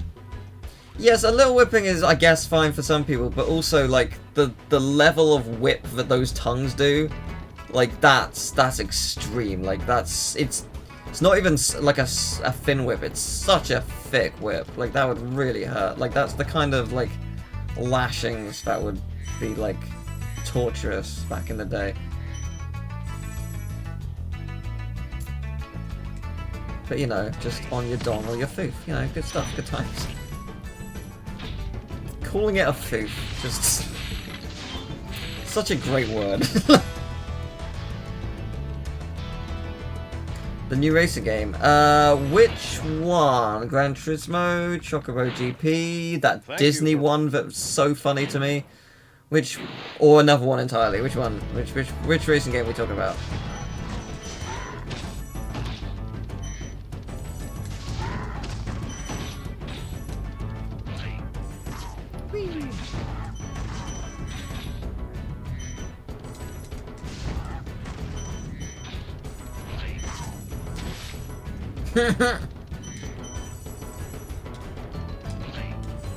Good. David is a wonderful human being. I love spending time with him. But yeah, which racing game are we talking about? Because yeah, like I can't remember the what is the Disney one, like Spirit Storm or something. It's so weird. Like, someone asked for that game to be made, and I am one of those people now because I'm really hyped for it. It's either gonna be amazing or so bad. Like, it's I love it. It's gonna be great. It's just just the screenshot of the trailer where it's like Donald Duck level 50 and he's in like proper racing gear and he looks so angry. I love it. Oh, it's so great. Yeah, Gran Turismo 7 is amazing. It's a fantastic game. A real return to form since the PS2 era.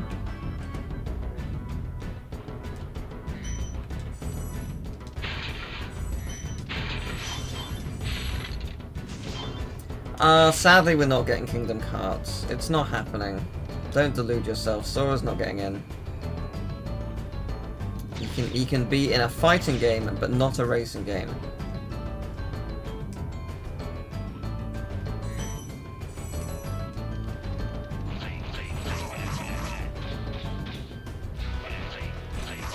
Oh.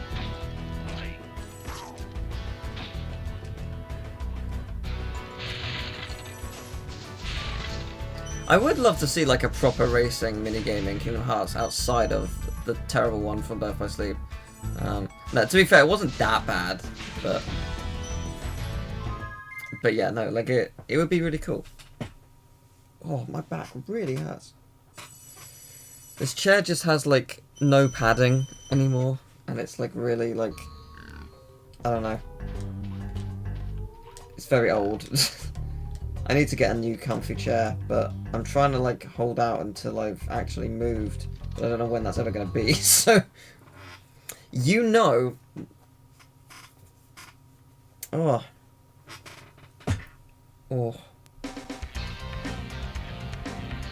9 Years of Shadows. Is that the one that looks a bit Hollow Knight-y? There was like, it was, I think, showed off at E3 or something. I can't remember exactly when it was shown off. Ah, shame.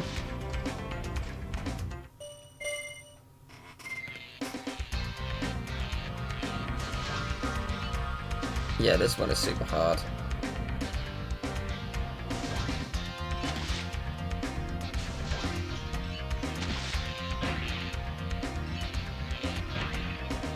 Bloodborne demake? Wait, what? Is it demake of Bloodborne? Oh, well, I'll get that later. I played Bloodborne. I know nothing about a demake.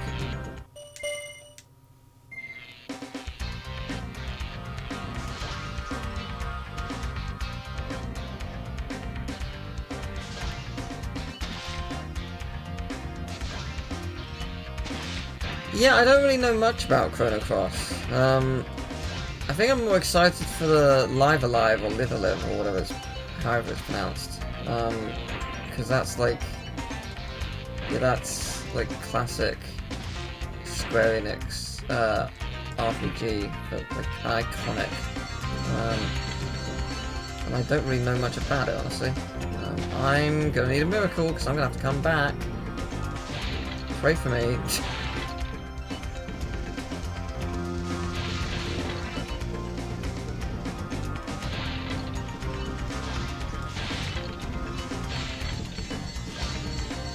Yeah, this is not the ideal way to do this.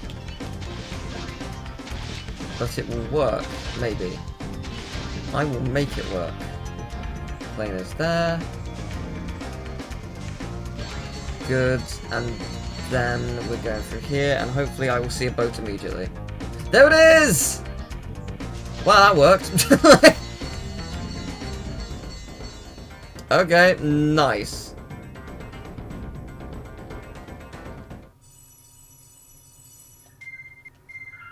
There's a PS1 version.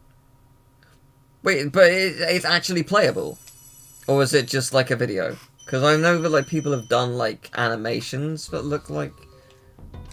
But that's pretty cool. If it's actually a playable thing, then no, I didn't know about that. That's pretty neat.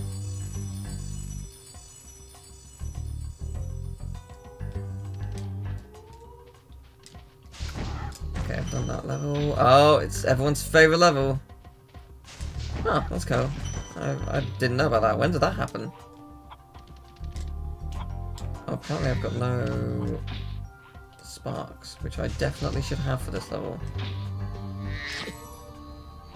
That'll do.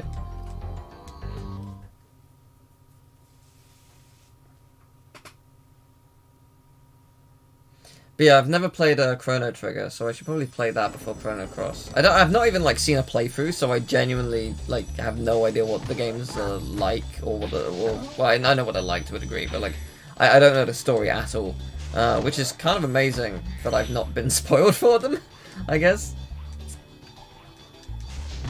Some kind of miracle.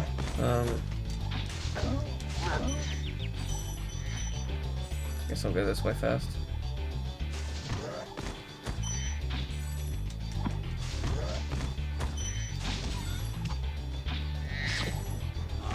Whoopsies. Yeah, I mean, I've heard that it's amazing. Like it's gone down in legend. But yeah, I just don't know anything about it really.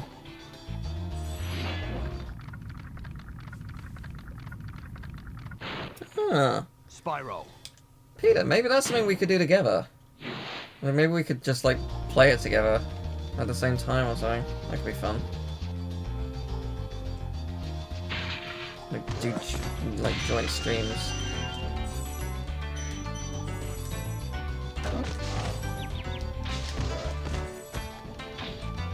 That could be fun. I don't know when we would find time to do this, mind you. But just as an idea out there.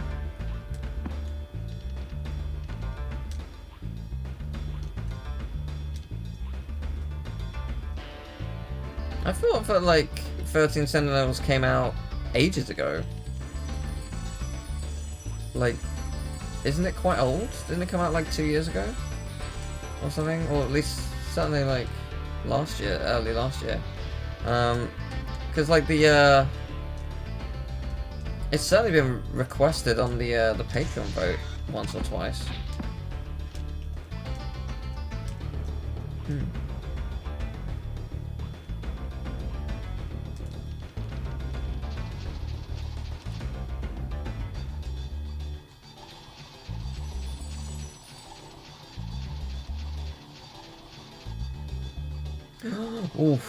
Ooh. Okay, good, we're here. There you are, you little bastard. You're mine now.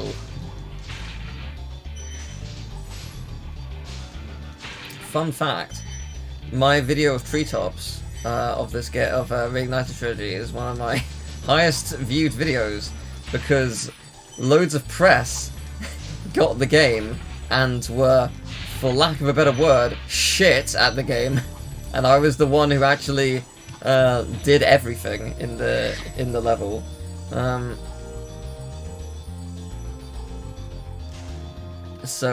Yeah. Yeah, I think it's got like 400,000 views, something like that.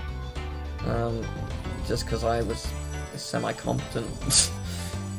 I didn't even do it deathless or anything. Like, I just did well. But fun fact about that, I actually had to record that that session twice. Because I was very privileged and got to like meet.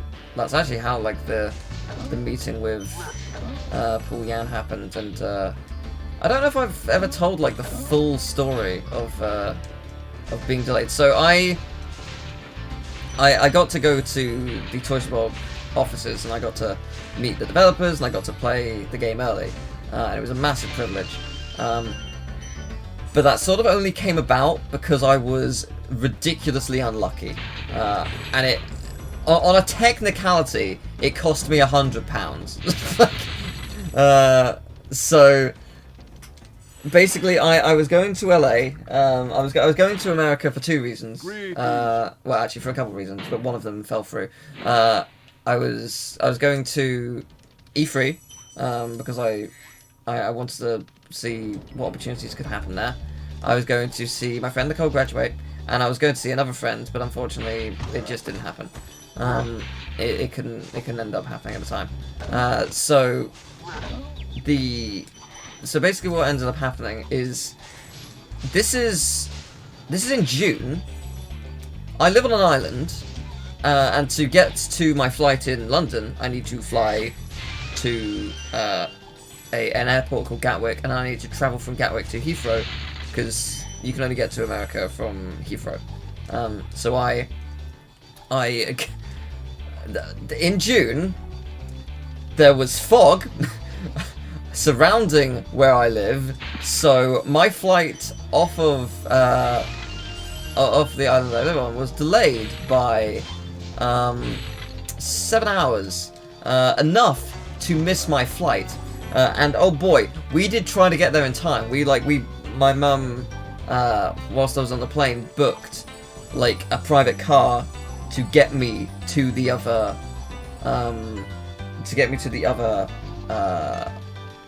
airport in time. There was no hope. Yeah, I needed to book a hotel that was basically next to the airport, and hotels next to airports are very, very expensive. So that cost me like £100. But yeah, so my flight had to be moved to the next day. Thankfully, because it wasn't my fault, and my flight from London to America was the same company, thankfully I did not have to pay for my flight to be changed. It was like I was insured. Because it was the same company. If I wasn't insured, oh boy, I would have been very panicking, because, that would have been like £500+, which I did not have at all. Oh, at that point I had no money. So like, I was mildly desperate. Where am I going? So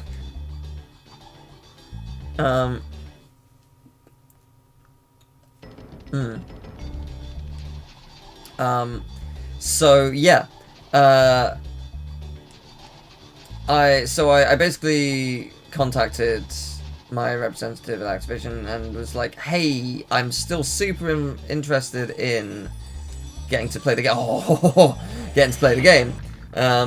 But do you mind if we reschedule? Because my flight is now the next morning, and I'm not going to get there until roughly this time, and then what have you.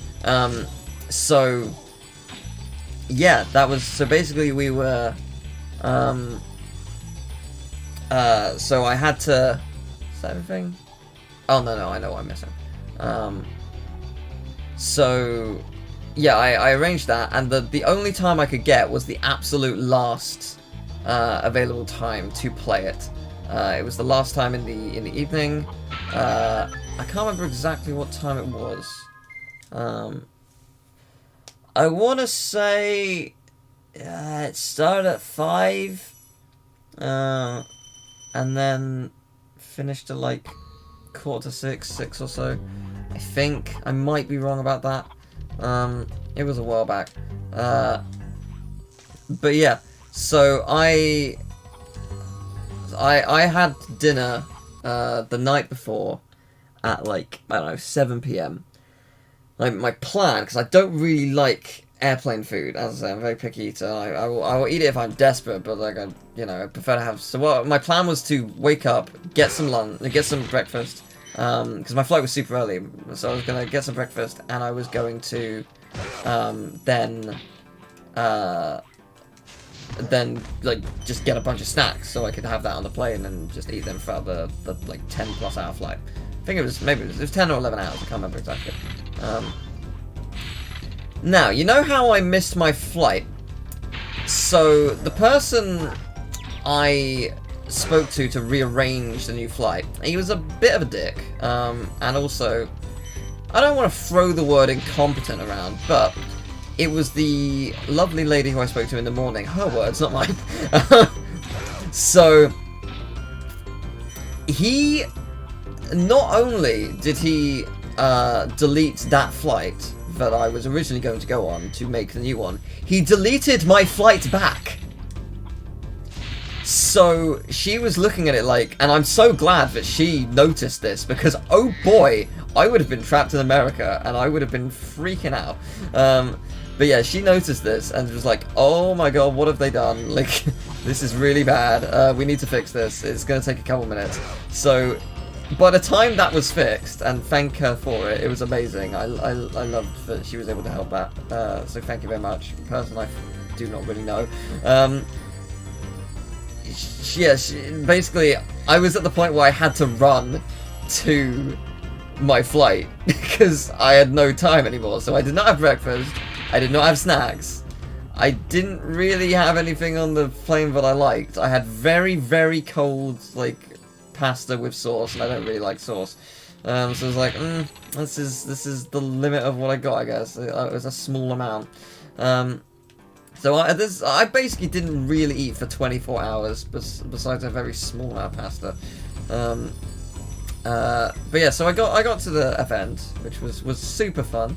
And I landed. I got to my hotel. I basically said, "Hey, because Nicole was staying in the same hotel room because she was like promoting an indie game she was working on, and it was really cool VR game called Bookend. You can actually try it. You can play it also without VR. It's on Steam. It's free. But yes, I was like, okay, this person's going to be showing up at around this time. Like, could you just like let her into the room? I've got the key or whatever. Like, could you give her a key as well, etc. That's who she is. And it's like, yeah, no problem. The people at the hotel were super lovely. They totally understood what was going on. It's like, that's nice.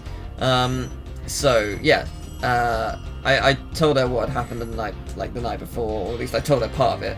At that point, she did not know about the fact that the other flight was gone. So she knew that she was going to get to the hotel and she was going to be like basically there alone for like a couple hours, because there was not really any way I could like see her before I went to the Spyro thing. So yeah, I got to go there. And it was really cool because like it was a room of, I don't know, like 8 of us, I think, and we got to see a preview of the new Crash level for the Insane trilogy before Spyro. It wasn't the full level; it was just a small preview of it. It was Loose Studdard was hosting it, and he's an absolute legend. I love the guy. Really, it was a great pleasure to get to speak to him for the Skylanders anniversary as well. But yeah, so he, oh good, that's everything. So yeah, he was doing that, and like, they were basically being like, any questions, and like I had like 100 questions, and no one else in the room had anything. So I was basically doing all their jobs for them, because I was asking everything they would ever want or need to know about the new level and about Spyro. So I got to play Spyro. After that, it was Sunny Flight. Oh god, what were the other levels? Sunny Flight, Treetops, and what was the other level? Toasty. It was Toasty. Yeah, so I recorded all of it, and I brought my Elgato with me, and you know, I was recording. It was fine. It was fine until the footage corrupted, and I had to re-record it all. So, very kindly, Pooyan and Lou Studdard, Pooyan being the studio head, very kindly was like, we'll stay a little bit longer, so you can do this. You can play through it again. Because you know we want you to have the footage. We want to make sure you can produce the content and stuff. And I got talking to Paul. He was just like, so like, what are you doing over here? And it's just like, oh, my friend Nicole, she's graduating, and I'm doing this and that. And obviously I wanted to. It's not often I come to LA or America in general, and it's just like, you know, it's just really cool. And he was just like, would you like to come to the Toast Above offices? I was just like, huh, yeah. Yeah, I would. More than anything. How are we gonna do this? And we basically just be like, okay, well, we'll work it out. Like, we'll talk to you, like, not right now. Like, Nicole can come as well. So she can see the offices and play the game alongside you. And they were offering to fly us there, like to fly us across California, because California is huge. I grossly underestimated how big California was. like grossly underestimated. yeah, they were offering to fly us there, just because, you know, it'd be like, it wouldn't be a super expensive flight because it would just be across like part of California. But they were just like, oh no, we could probably drive it, and like we talked about how we would do it. And we're like, yeah, we definitely want to go. Like, it's an amazing opportunity. Yeah, so no, it was really cool. But that whole thing pretty much only stemmed from the fact that I missed my flight, and ultimately then I corrupted the footage. That whole conversation only happened because he agreed to stay behind to let me do it again. And it was super cool. Yes, that is when Nicole discovered that they made Madagascar. Yeah, we were talking to Toby Shad at his office, and he had a poster from Madagascar, and she was just like, "Oh my god, what?" I love the Madagascar game. It's actually a playthrough I would love to do with her in the future, if she'd be up for it. I say if she'd be up for it. She'd 100% be up for it. It's just more about finding time. Yeah, no, that was cool. But no, it's absolutely crazy that the only reason really I got to go to the Toy Swap offices is because fog intervened, and then Elgato died, and I had to re-record Treetops. So I had to re-record the whole thing. It wasn't just Treetops, it was all of them. Which is probably for the best, because I did play better the second time around, because I was used to it. Like, because, you know, the game does feel a little bit different. But yeah, it was such an amazing opportunity, and it was so wonderful. And like, the people at Toy Swap are so lovely. They really care about what they work on, and they really want to, you know, make games that everyone loves and can, you know, shape childhoods, and they absolutely succeed. And yeah, it's just it's such a wonderful privilege. And then from that, it spawns the developer commentaries. Like I don't know how long after it was. I think like I don't know. So I went there in June. So let's say I think it was around maybe February of next year. I messaged Puyan, being like, hey, would you be interested? And I also like tried to like message a bunch of people. Like loads of people didn't respond or didn't want to be part of it or whatever. But I talked about the developer commentary like idea. Like, would people be interested? And yeah, he was just like, yeah, we'll I guess we'll try and make it happen. Just we'll try and coordinate it so we can like chat and show stuff. And no, it was really cool. And then from that, I wanted to do the 10th anniversary for Skylanders. And the thing with that actually is, initially I wasn't going to it wasn't going to be with like the amount of people that I did it with. There were 6 people there. Initially that video was I initially just wanted Lou, because Lou he didn't work on the original Skylanders. He started with Giants. So I didn't have him in the developer commentary, so I was like, oh, I would love to, you know, I'd love to have you be a part of it, and I was like, yeah, no, that'd be great. Well, we could sort something out. Like, I'll message like someone at Activision so we can like. You need to get permission from Activision, and Activision have to watch the video to make sure that nothing bad is said and blah blah blah. Like, it's just as a like. It's a like precautionary measure, and it's totally understandable. Yeah, so like we, like I asked Lou, and someone at Activision got back to me. I don't remember, like a day or two later, or maybe 3 days. Basically being like, oh, we love the idea. We would love to do this. At this point, I didn't know they were actually planning on doing their own streaming thing. I just wanted to, you know, do something because I thought it would be a fun little thing to do.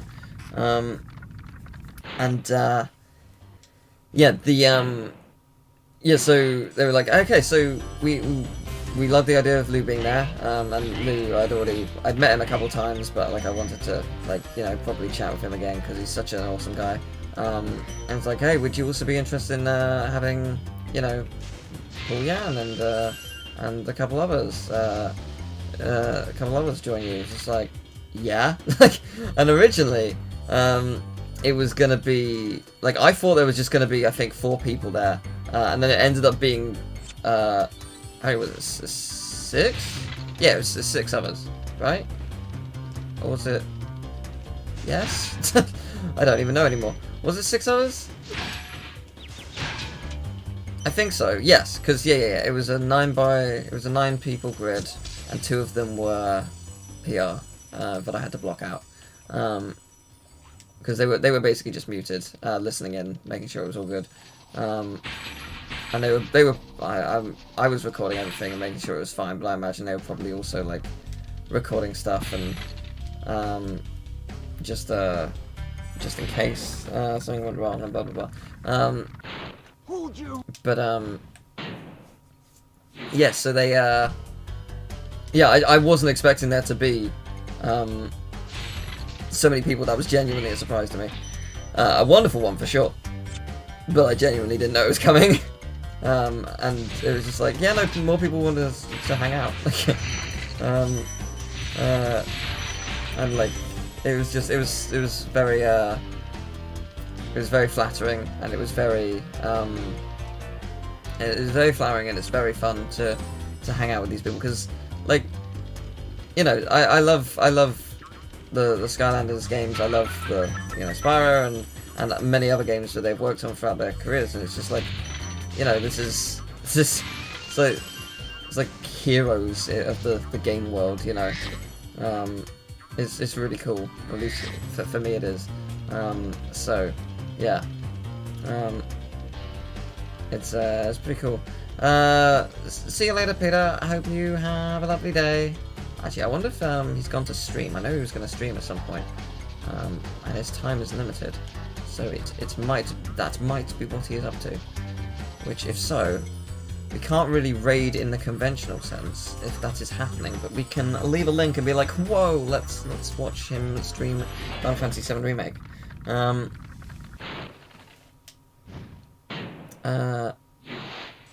yeah, no, Arkham Asylum, I've not played fully before,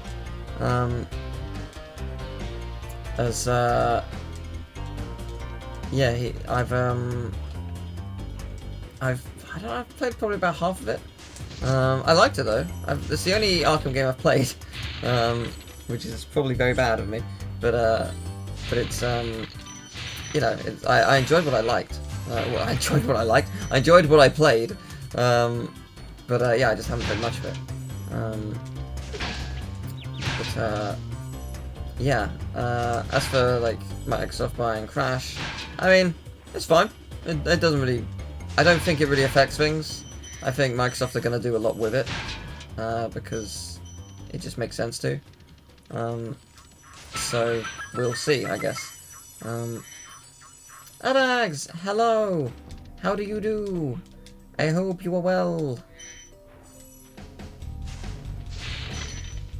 And Cool Pro, welcome. Oh man, it's been a while since I've seen you. How'd you do? I guess since loads of people were showing up, this is the reminder that if you want to watch more streams from me, I stream on Twitch, link in the description. I stream loads of things. Soon I'm going to be streaming a Party Hard randomizer, where it's going to be extremely random. There are going to be, I think, at least 6 party games where they're going to shuffle every 5 to 45 seconds, and it's going to be cursed and amazing. And then there's also Kingdom Hearts 1 and 2 randomizers that I'm going to be doing soon, and a Yuzora mod for Kingdom Hearts 3. So that's pretty high. Loads of stuff coming. Also racing games, because it's a racing game month apparently. But yeah, there's lots coming, so check out. I don't think it'll be excluded. I don't know. I don't know what I would like to see from Spyro 4, honestly. I just want to see a fun game. Like, I mean, that's what everyone wants, right? But like, it's true. That's just what I really want out of it.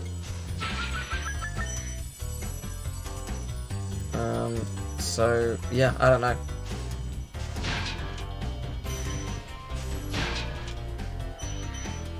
I never really played RuneScape. I remember like a couple of my friends at school used to play it, and it just didn't really interest me. I might enjoy it now, to be fair.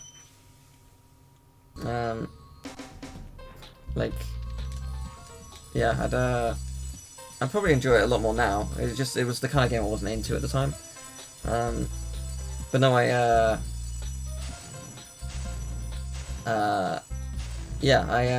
haven't really seen much of it, because I never probably played it. Oh, Sag is just sad. Big sad.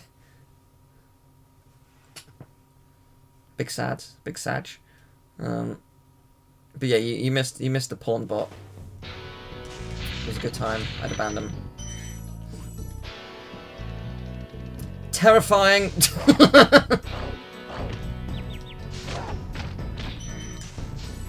Yep, that's it. It's just sad. I don't know, just different way of saying sad. Big Sag, big sad. Just a bit of fun.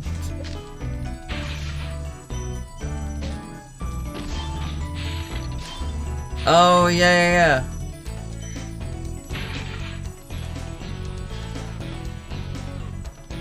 Yeah, the 10th anniversary Rayman playthrough was so wonderful.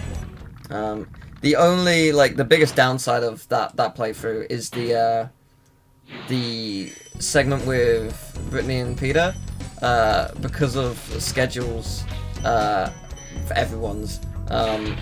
We had to record it at like 2 AM my time, and I was so tired, and you can really hear it. I sound so tired as it goes on. Like, I just get progressively more tired. It's such a shame. But it's totally fair enough. They're busy people. But it's just like, oh man, like, yeah. Was I working? I was also working at that time. Like, I was working retail. So like I just like, we just couldn't do it like early morning or anything. It had to be done late. I don't know what Krungo is. Thank you for releasing. But yes. But yeah, when you say like podcasts, do you mean like the podcasts thing that sort of showed up at the end of the videos, or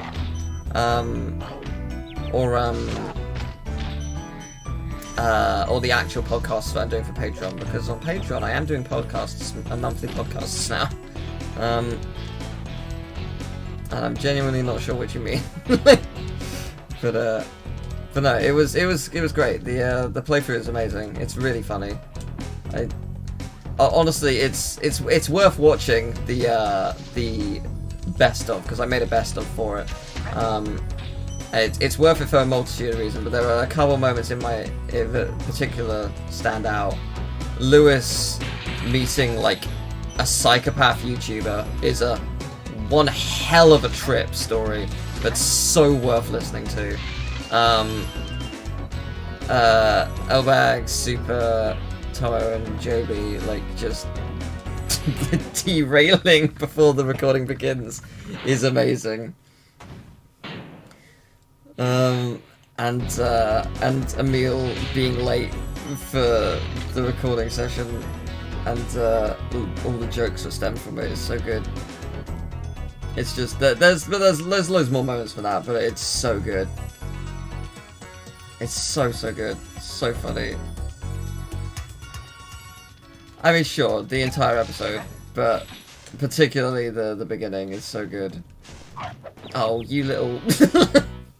Ah well, had to happen eventually. Where am I?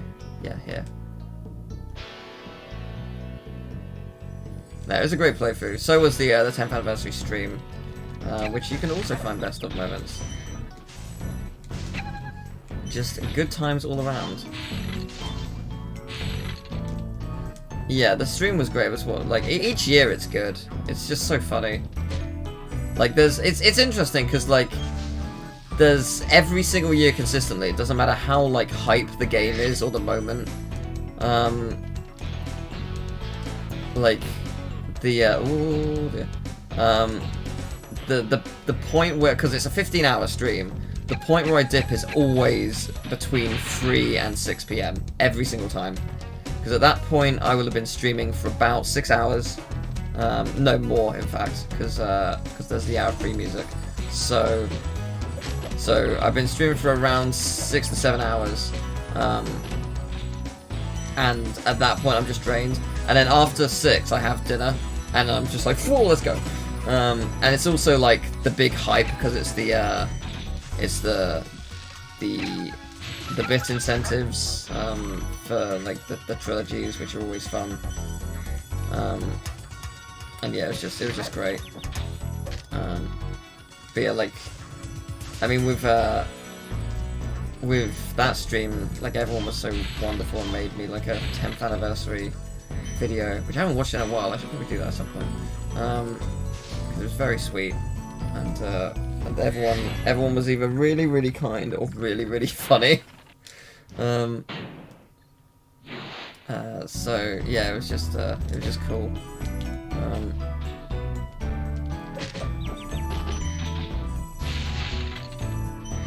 Yeah, I mean, like, yeah, the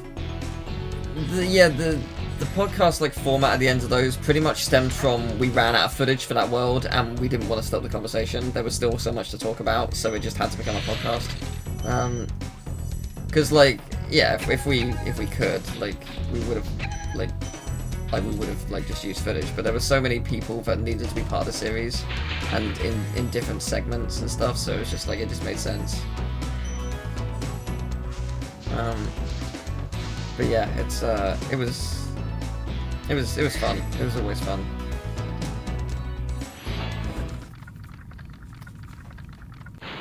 I mean, I don't know what my favorite anniversary stream is. They're all great for different reasons.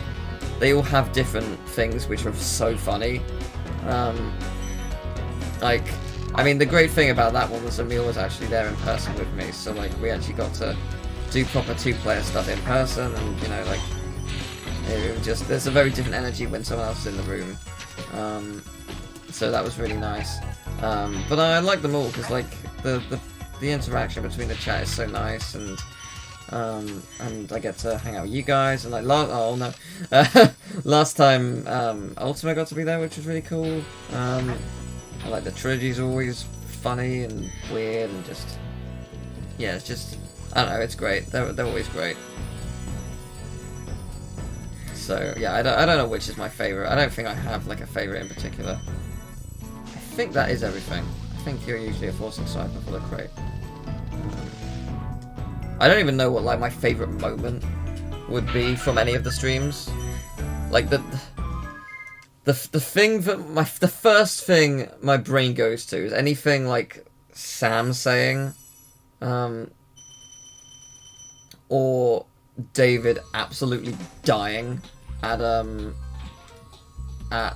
Seymour. Just absolutely incredible. Just, oh man. Oh, I vividly remember Papu Papu being impossible. Yeah, that is an impossible boss. No one has ever beaten that. Oh man. Oh boy, it's very fun. I need to catch up on chat.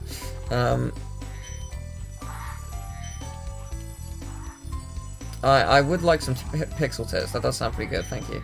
But yeah, Spyro 1 is just a good vibe time. It's so fun and so charming.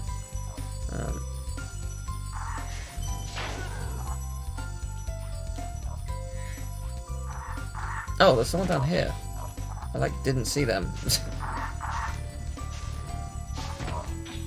My bad.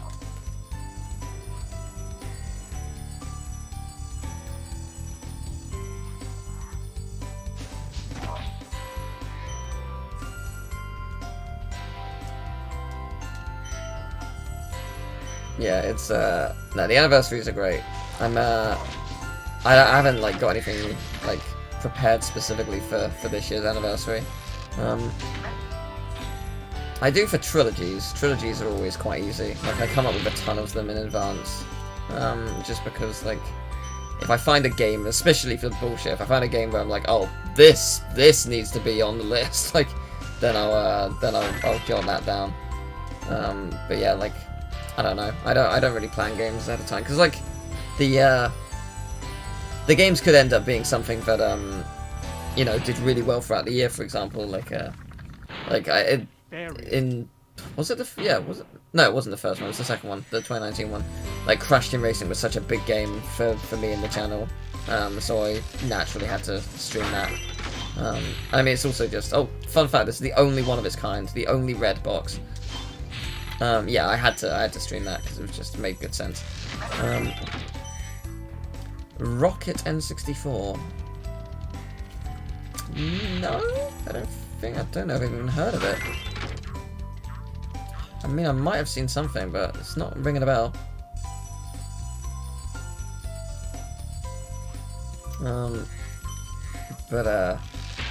Yeah, no, I don't know. It's just, yeah, it's really cool. I'm very lucky to have met so many wonderful people throughout the my time on the YouTubes and the Twitches, and I'm looking forward to what the future holds as well. Oh, it's by Sucker Punch. Oh, interesting. Huh. I'll have to check it out. Is it a 3D platformer or 2D?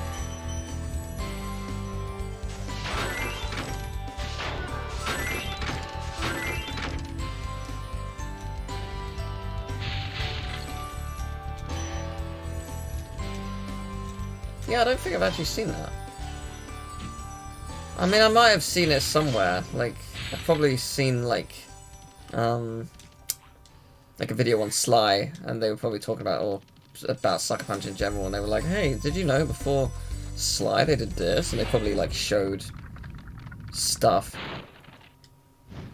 Yeah, there's a Jester one, there's... Oh, God, there's a... Yeah, there's also, is it Tonic Trouble? That's like the Rayman game before Rayman? Something like that.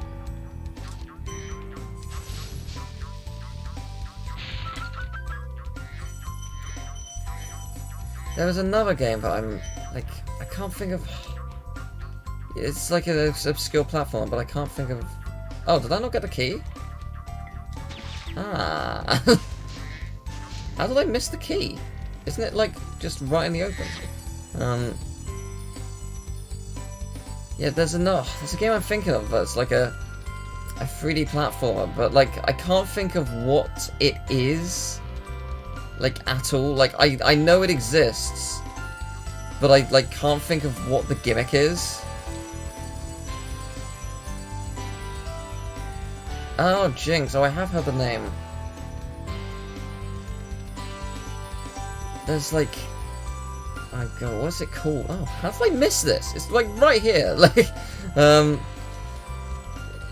the hell is it? Like, I don't know. I can't even describe it. Like, I can't even think of what it's called, what it's like. I just saw it years ago.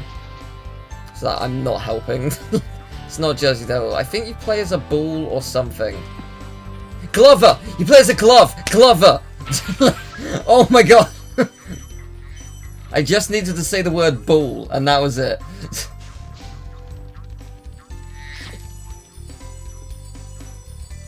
There it is. So yeah, that game. That looks weird.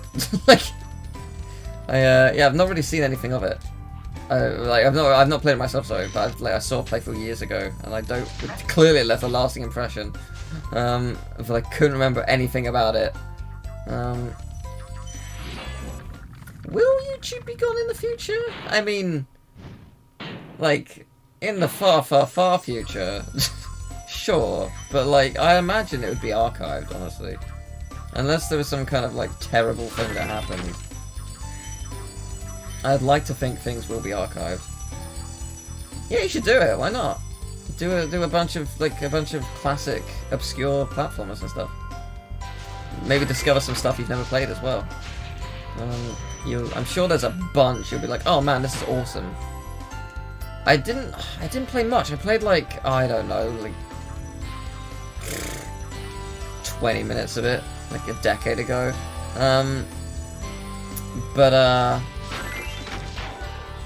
There was like a Daffy Duck Dodgers N64 platformer or something, and it was alright from what I played.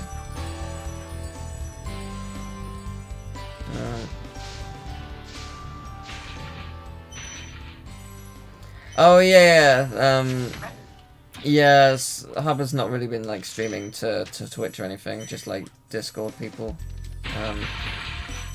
Her internet's not the best, so she can't really stream. But Discord works, which is pretty good. Dude, Bugs Bunny Lost in Time. How much do I have to beg for you to stream that?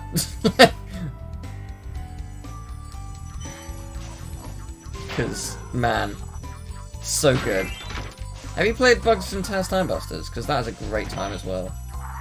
It's really fun.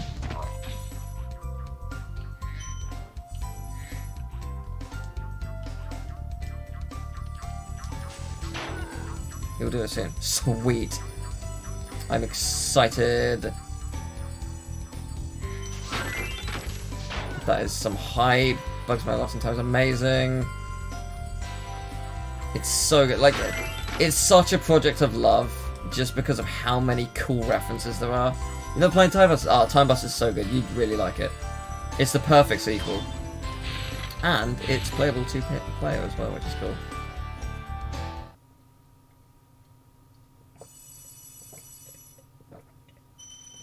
Oh yeah, Donald Duck PS1. Yeah, there's like Quack Attack, right? There's I think there's like a couple of versions of it. Like there's a PS1 version and a PS2 version, and I think they're somewhat different, which is pretty cool.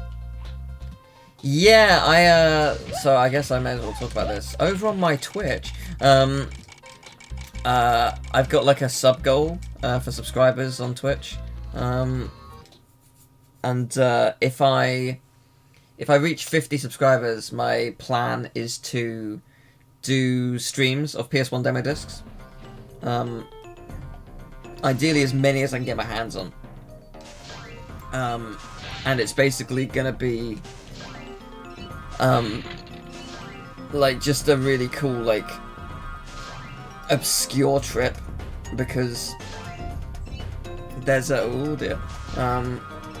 there's so many games that I'll know and will be like, oh man, this is so cool. I can point out the differences. And then there's going to be so many games that I've never actually played myself before. Whoops, I'm going the wrong way. Where is it? I saw there was a thing. Where is it? There it is. Yeah, there's going to be a ton that I've not seen myself. So I'll be learning about new games. And there's also like trailers and stuff, which is which is always cool. What? You kid? Oh, just kill me. That's bullshit.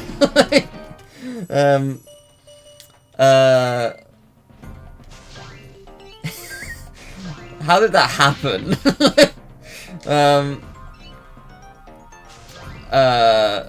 Yeah, there's gonna be trailers which are like gonna be like really weird, like looks into the past and how they like showcase games. But there also was what? No, that's not what I asked you to do. I didn't even slightly press that button. There are also like dev kits that were given out. So there's just a ton of either really cool or really awful like indie dev games.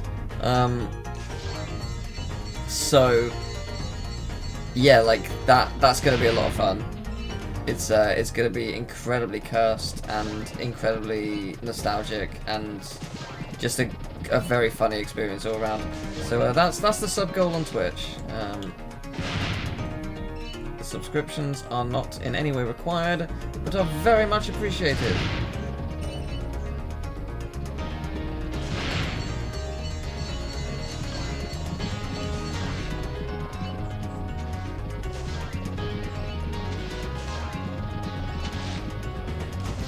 There we go.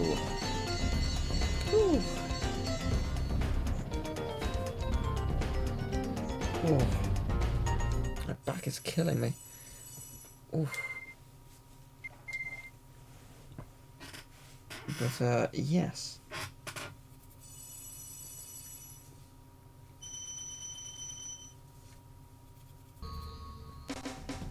Oh, the Mickey Mouse game, Mickey's Wild Adventure. Okay, so fun fact about that: it also released for Genesis, I think. I think it was Genesis. The soundtrack on Genesis and PS1 is totally different. The PS1 soundtrack for Mickey's Wild Adventure is so much better on the PS1. Oh my god, I cannot stress enough how good that soundtrack is. What levels in particular are really, really great? Okay, so I can't remember what the levels are called. The Mad Doctor. The Mad Doctor's soundtrack is so good. It's so intense and so fun. Then there's Lonesome Ghosts, which is the 4th level. That has 2 different themes. Both of them bloody amazing. Give them a listen. Specifically the PS1 versions. They are, such good soundtracks. Like, so underrated.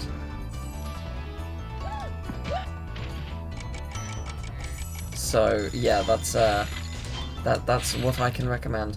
But no, the game is hard as hell, by the way. Like, I vaguely recall there being like cheats or something to boost your lives. And there might even be a thing. I thought there was a thing you have to be on hard mode to unlock the final level. I might be wrong about that. I want to look into it before you actually stream it. But the game is tough, man. Like, have fun though. It's cool.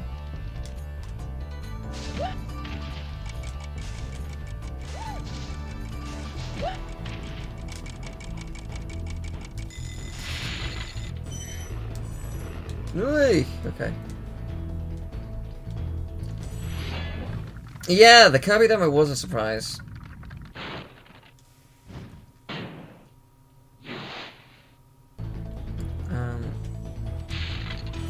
Yeah, I really liked the Kirby demo. I was already excited for the game, but that demo made me really hyped.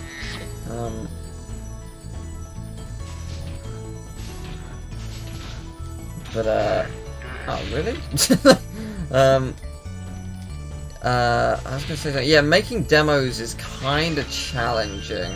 Like, so the Kirby demo was great, but it was like, I don't know, like yeah, there's certainly issues can come up when making demos. Like oh come on, you might like because in some cases you have to like build sections from scratch and like do just a ton of things to make it work. Like, demos are finicky. In some cases, like, you're like the full game is there when you make a demo. It's just locked off, and that is a very dangerous thing to do. Just because if there's an issue where it's actually can be like bugged, if you can get in there, then people have just got the full game. Like, there's so many more issues with making demos nowadays. So like, yeah, I understand why demos aren't as like popular, but it is a shame we don't get more of them. Yeah, I mean, like, I like demos, but like it's definitely like a challenge for the developers. And it also takes time, like a lot of time, time that could be used elsewhere. It depends on if the game really needs a demo, you know.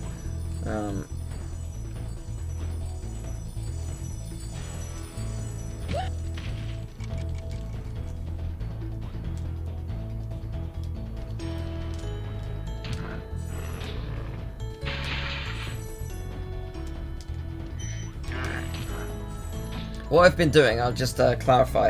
At the end of a flight, like I glide, if I don't think I'm going to make it, I will charge, because you may notice you get a tiny boost up, and that tiny boost upwards can get you onto the platform if you don't think you're going to make it.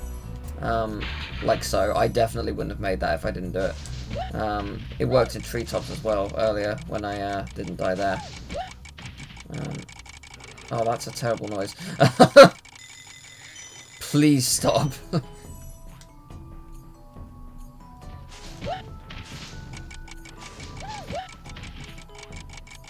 No! Cease with the terrible noise! No! Oh, sad. Oh, David! Hi, David! Let me mod you. There we go. Great. What am I doing? That's what I'm doing. No! Game, come back.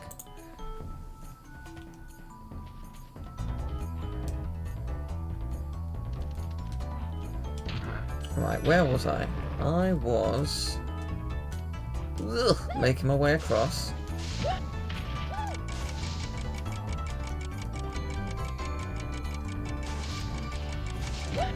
Am I gonna have enough time? Yes! Yes, I am! Okay, great.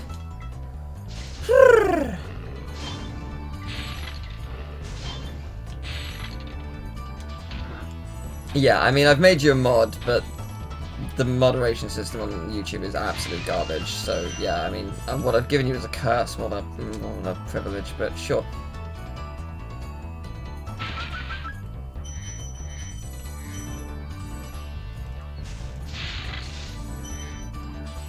I think that's everything so far. I like this section, how Sparks doesn't see any of the gems. That's pretty fun.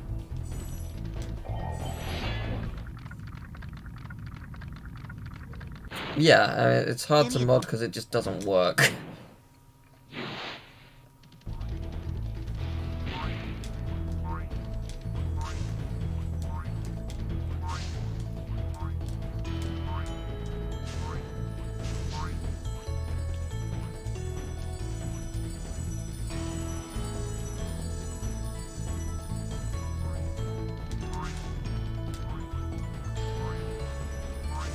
There we go. Terrifying creature dead. All good to good. And that should be everything up here. I think. Yep, excellent. That is the world done. It's just the worst boss in gaming. No. Oh, there were worse. I actually had someone watching the Toad Mario 64 playthrough yesterday. They commented on all of them, which is kind of nice. It's nice that someone appreciated it, because not many people did. Which is fair. It's a very specialised type of video.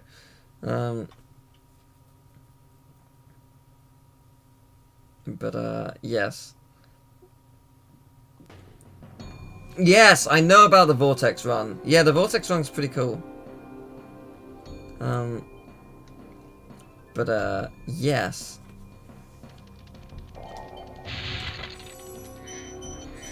Yeah, Vortex Run. I've not really seen a Vortex Run, but I know of them. They're pretty cool. I like the concept.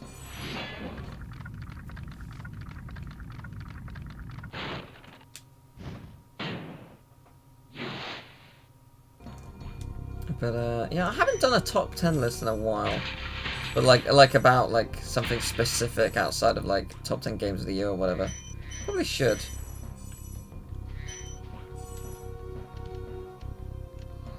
I feel like L-Bags, we should like make a specialized scripting video together at some point. Because I think we have very similar styles, but also very different styles at the same time. I feel like it would work well together. I don't know what on, mind you, but just a topic of something, and then the video will be 4 hours long, and everyone will both love and hate it.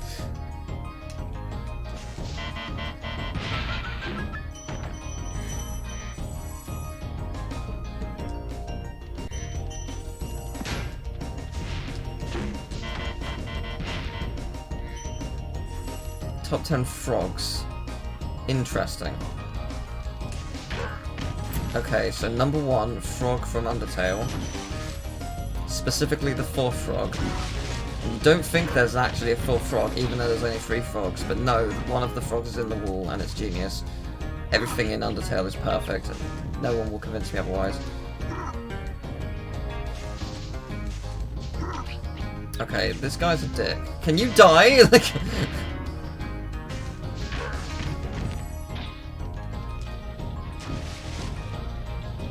Sorry, I briefly lost my mind for a second.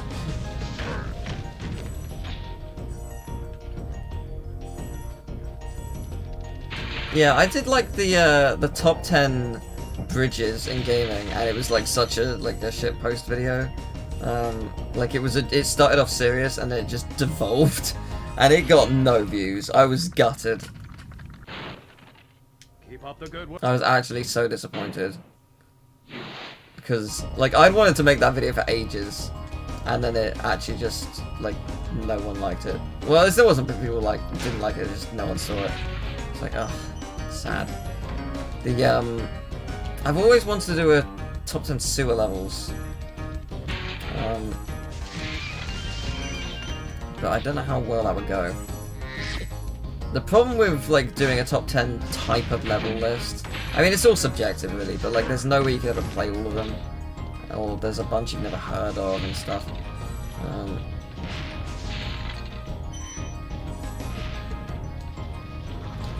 I don't have time to do something for April Fools, so I actually do have an idea for April Fools. April Fools... Oh, I'm not gonna say what it is, but I do have an idea because I've got so little time, because there's just so many games.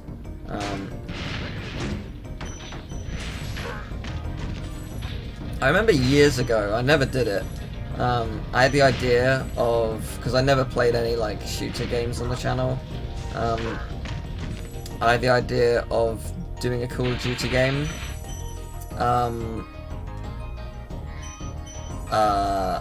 And it would just like, the title would be called COD instead of Call of Duty.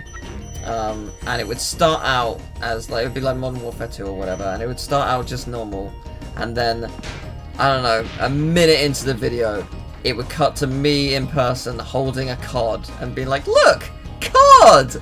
And like smiling really aggressively like at the camera, and it would just slowly zoom in on that for 10 minutes, and that was the video, that was the idea I had.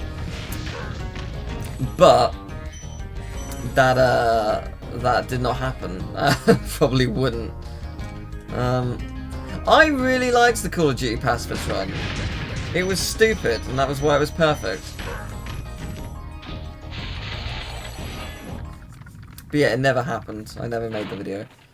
Wow. That was years ago when I had the idea.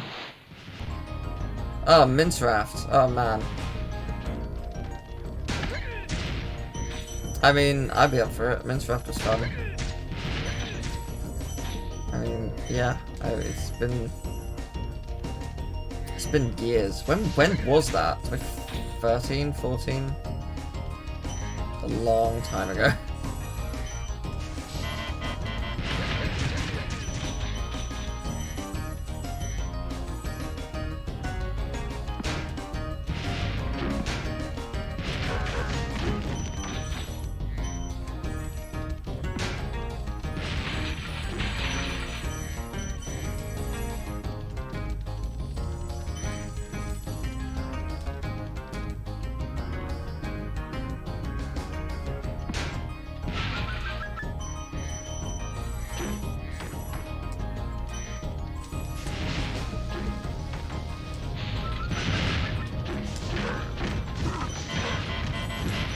Now, yes, you can use the key, or I could just break the box. Oh, Minecraft is certainly saturated, sure. Like, for sure. Like, yeah, no, it would get absolutely no views. I'm fully aware. Oh, there is a Crash 4. It's a great game.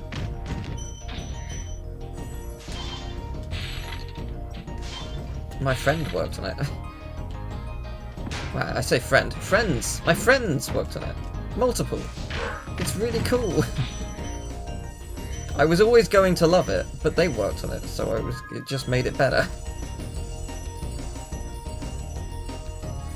Do you know what we should play? Because I don't think people have really been covering it. We should try this game called Fortnite.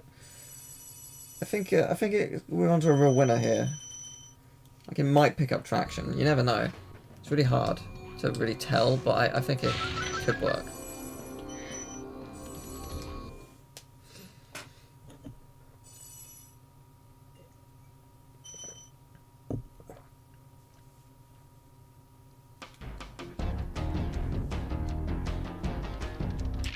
I do actually like Fortnite. I think it's fun. I'm not very good at it, but I like it. But I don't really play it that often. Haven't played it in a while. The last time I played it was probably like 2019. But it was fun.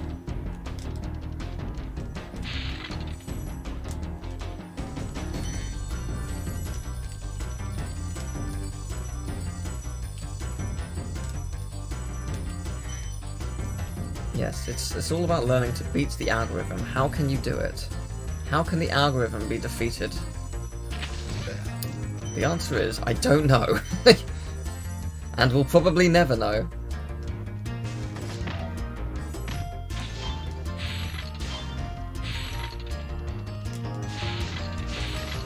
Oh, I would love a Toy Story 2 remake, more than anything. But it's almost certainly never going to happen.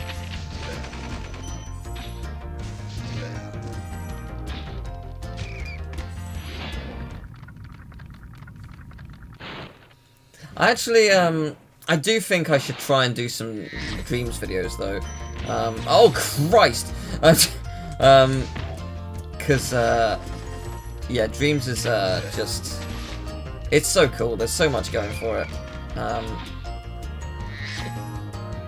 Oh, Elbex, actually, it's not ready yet, but, it nearly is. The Kingdom Hearts 3 multiplayer mod. We'll definitely need to do that when it's out. So that'll be amazing.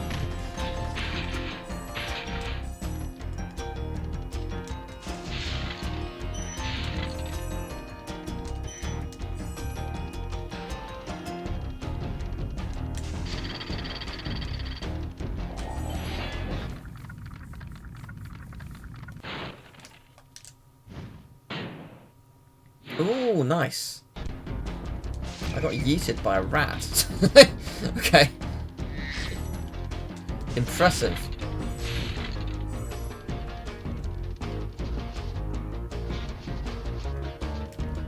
Okay, that went well. Yeah, that's fair.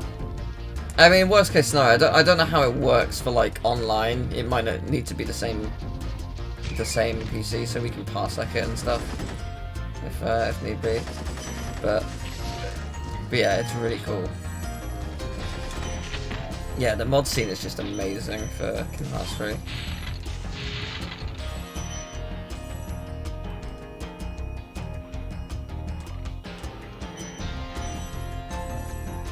Yeah, yo, Dreams is absolutely worth it if you don't want to. Like, there's so much to play in Dreams.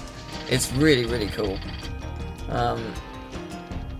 Yeah, there's so much. There's so much from just totally original stuff to people like recreating games, or people like trying to make a sequel, unofficial, and like it's just like it's really cool. There's some really, really cool stuff there. And it's only going to get better over time. Like, I certainly think, like, when Dreams started, it was good, for sure, but it had flaws, and, like, certainly in early access, it was, like, it was confusing how to make stuff. Like, the tutorials were a bit, yeah, just challenging to understand. But there's so much content on there. Like, there's someone who's making a fully fledged Avatar fan game, and it's so well made from what we've seen of it. Well, that went well, didn't it?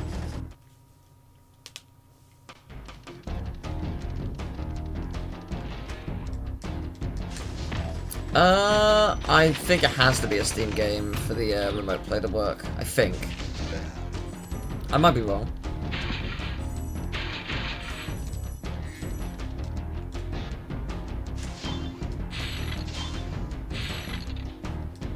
Yes, that is true. But that's the true. That's true of anything like Dreams and Little Big Planet and stuff. Little Big Planet 3 is still going strong. Little Big Planet 1 and 2 aren't.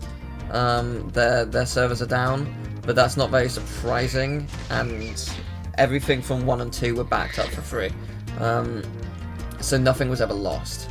The only thing is you couldn't play online on Little Big Planet 1 and 2 on PS3. You can absolutely play everything that was ever made for it on PS4 and stuff, so... Well, the thing is, it might come to PC eventually, because Sony are putting games on PC, and yeah, that's certainly something that they might consider. I certainly hope so.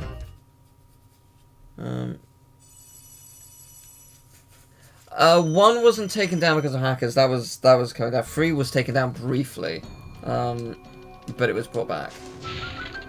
And Media Molecule have like backups of all this stuff. Media Molecule and Sumo Games.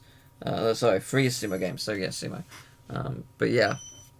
But no, Dreams is just so cool. They've got like 9 years worth of plans for what to do with Dreams. Like.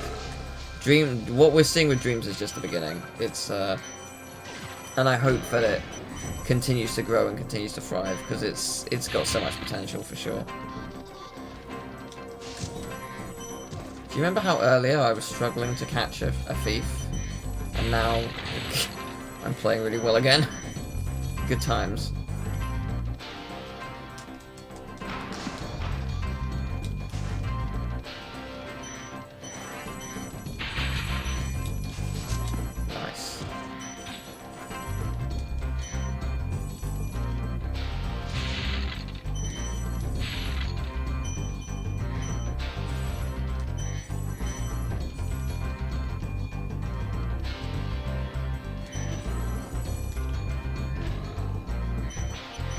Yeah, in this playthrough I've had stuff where I've missed gems for ages, and this is still pretty fast. I was gonna say, like, this is probably the slowest playthrough I've done in a while, but actually, like, I've made loads of mistakes, and I've played bad, and no, it's actually been pretty quick.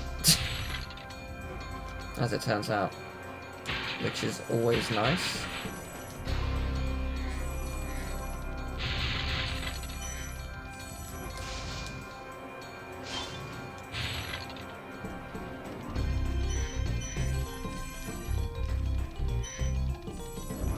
As long as I've got 375 when I get to Nasty Nork, we're good.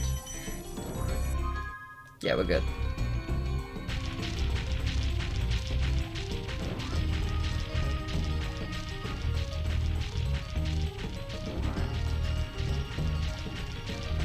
There is a small part of me... Oh no, actually no, it wouldn't work. I was gonna say, there's a small part of me to try a trick that I've never done before, but you need to have 0 lives so it wouldn't work. There's basically a way to skip the credits, but you have to have 0 lives, and it's really specific.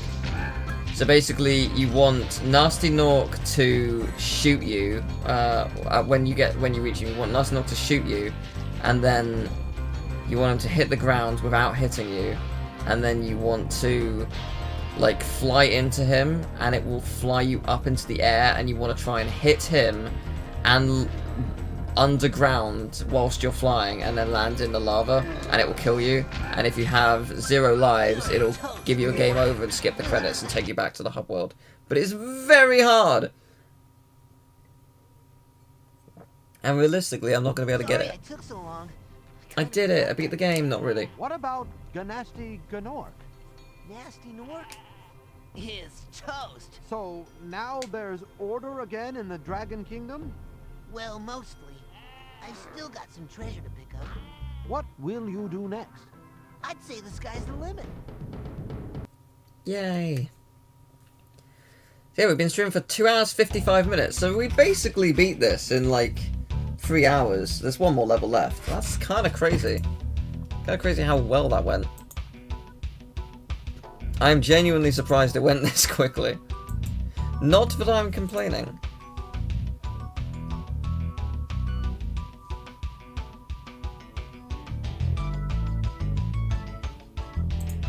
It's been a lot of fun.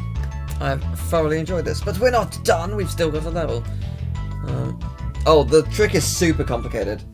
Like, it's super. I've never tried it before. I don't even know if there's like some extra nuance that I don't know about that like makes it work. Sony's movies are fine. Like, they're okay. Like Spider-Verse obviously is amazing.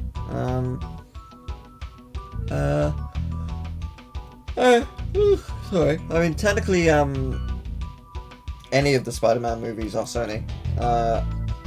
In terms of like their movies, like based on games, I haven't seen Uncharted. I don't know what it's like. Ratchet & Clank, I think, gets more flack than it deserves. I don't think it's that bad. I don't think it's great, but I don't think it's that bad.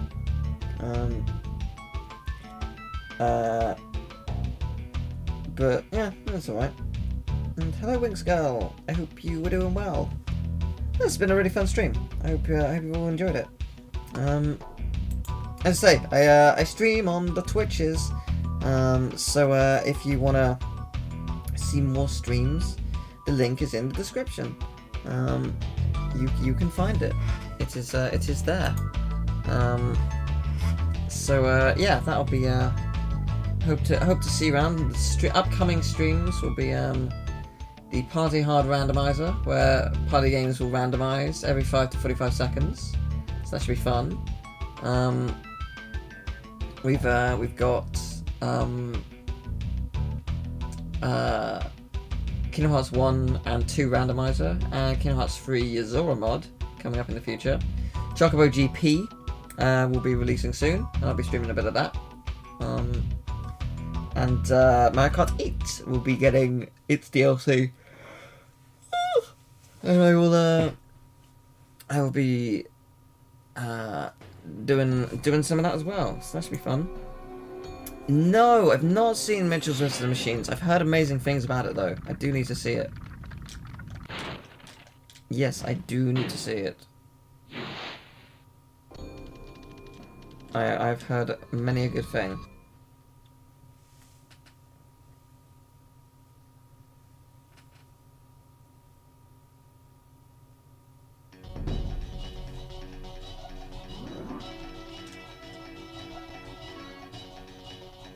Yes, I have seen the Life of Pi thing. Wasn't it supposed to be like for a cancelled TV series or something? But like it's so weird because it's finished and then like nothing else happened. It was cool. Yeah, I liked it. It was very odd that it like exists. Like where did it how did it get leaked? Like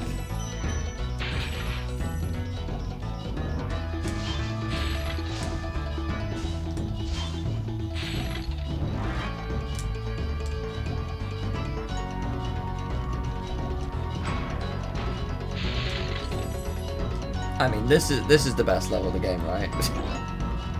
just the satisfaction of collecting all these gems is. It is very.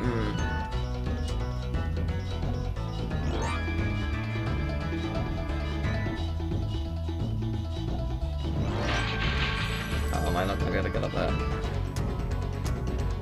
I sure am not. Okay. I thought I'd be able to because I've gone that high, but I guess I went too low again.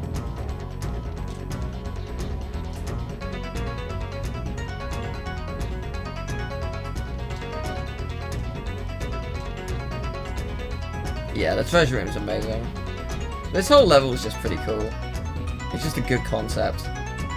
Like, they knew very early on, clearly, that collecting gems is super satisfying, and therefore we should do it more. And they are correct.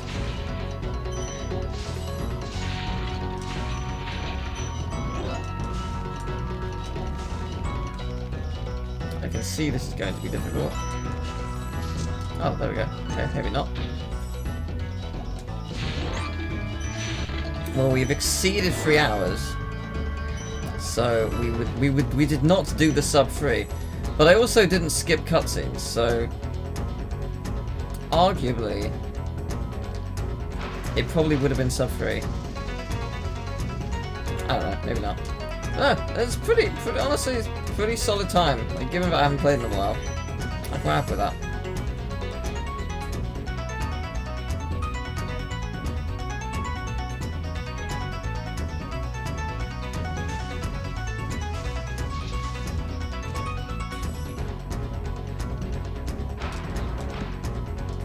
Oh, actually, I'm gonna see if I can make magic happen.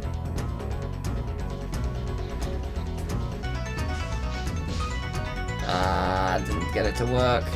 You can like you can time it so that the plane like leaves at a specific time, and you can like flame it.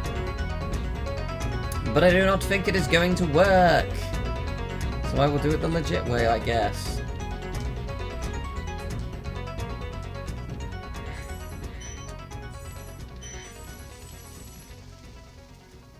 Like anything Fracture Hills.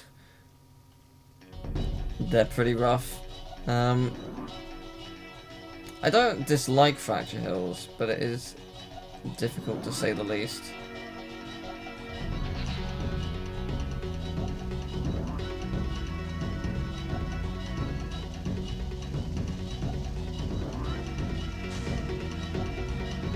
Oh, we're so close. Come on. Why is this plane so fast?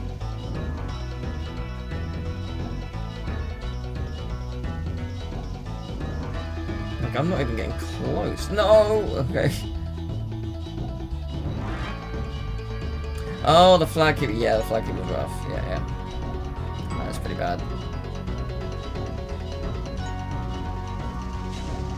Yes! No! What? What? Okay, I was gonna say, what is this rubber banding? Okay, come on. Oh, hockey skill point's not that bad.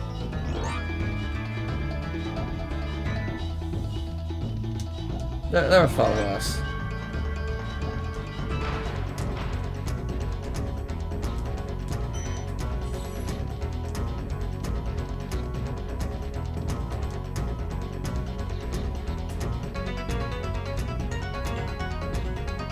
Excuse me, you not let me get high enough? What? What is this? Why are you not letting me get high enough? No, what? No. Well, this is disappointing. Let's try again. Oh, thank you, Woody. Hope you're doing well. Yeah, I apologise. We're at late gamer hours. It is like nearly 11 PM. So my energies are dipping, but it has been a fun stream. I hope you all enjoyed it. I hope everyone is doing well.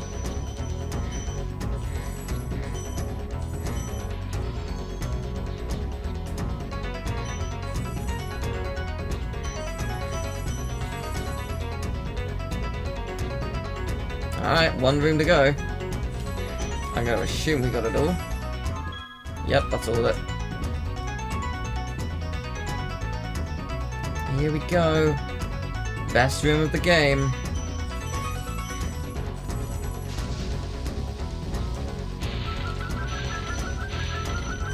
Yes! Love it. Oh, so good.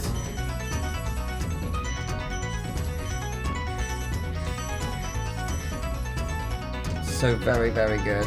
So very satisfying. Oh. There you go. Whew. Yes. Spyro Okay. So interesting. It's not loading the cutscene. Saved all the dragons and recovered every That's bit of cool. treasure That's in the fun. Dragon Kingdom. How do you feel? I feel fired up, Bob. And I'm happy for the dragon world, of course. I certainly wouldn't want to spend the rest of my dragon days butting heads with Nasty Nork and his weird minions. What's a minion? Never mind. You know what they say. For every good battle, you need a good adversary. And I felt that Nasty, in spite of his misguided nature, was a worthy opponent. Uh-oh. Here we go again. But he was kind to Nork. You know. he was kind to him. Nasty Nork shouldn't feel that bad about it. But, well. Well, this is good. I hope you all had fun. So, yes, after the credits is done, we're gonna close up the game, I guess, and wrap up the stream. No, it's been cool. I felt like replaying some Spyro, and it was absolutely worth it. So yeah, pretty cool, pretty good times. So ooh, what shiny did you get? But yes, I'm so tired. I'm probably gonna just try and get to sleep immediately. Nah, it was just a little joke. I don't think they were ever really intending to bring the Nasty Nork back. Maybe like way in the future if they ever did like more, but I don't think there was ever like that was ever really a plan. But yeah, no, it's been really cool. Ooh, Gobat, nice. Are they going to like oh, you're right, they did in the epilogue, you're right. That's true. I was gonna say, is there a way to like transfer the Pokemon in Arceus to the Pokemon Bank, or is that ever gonna happen, or because that would be nice.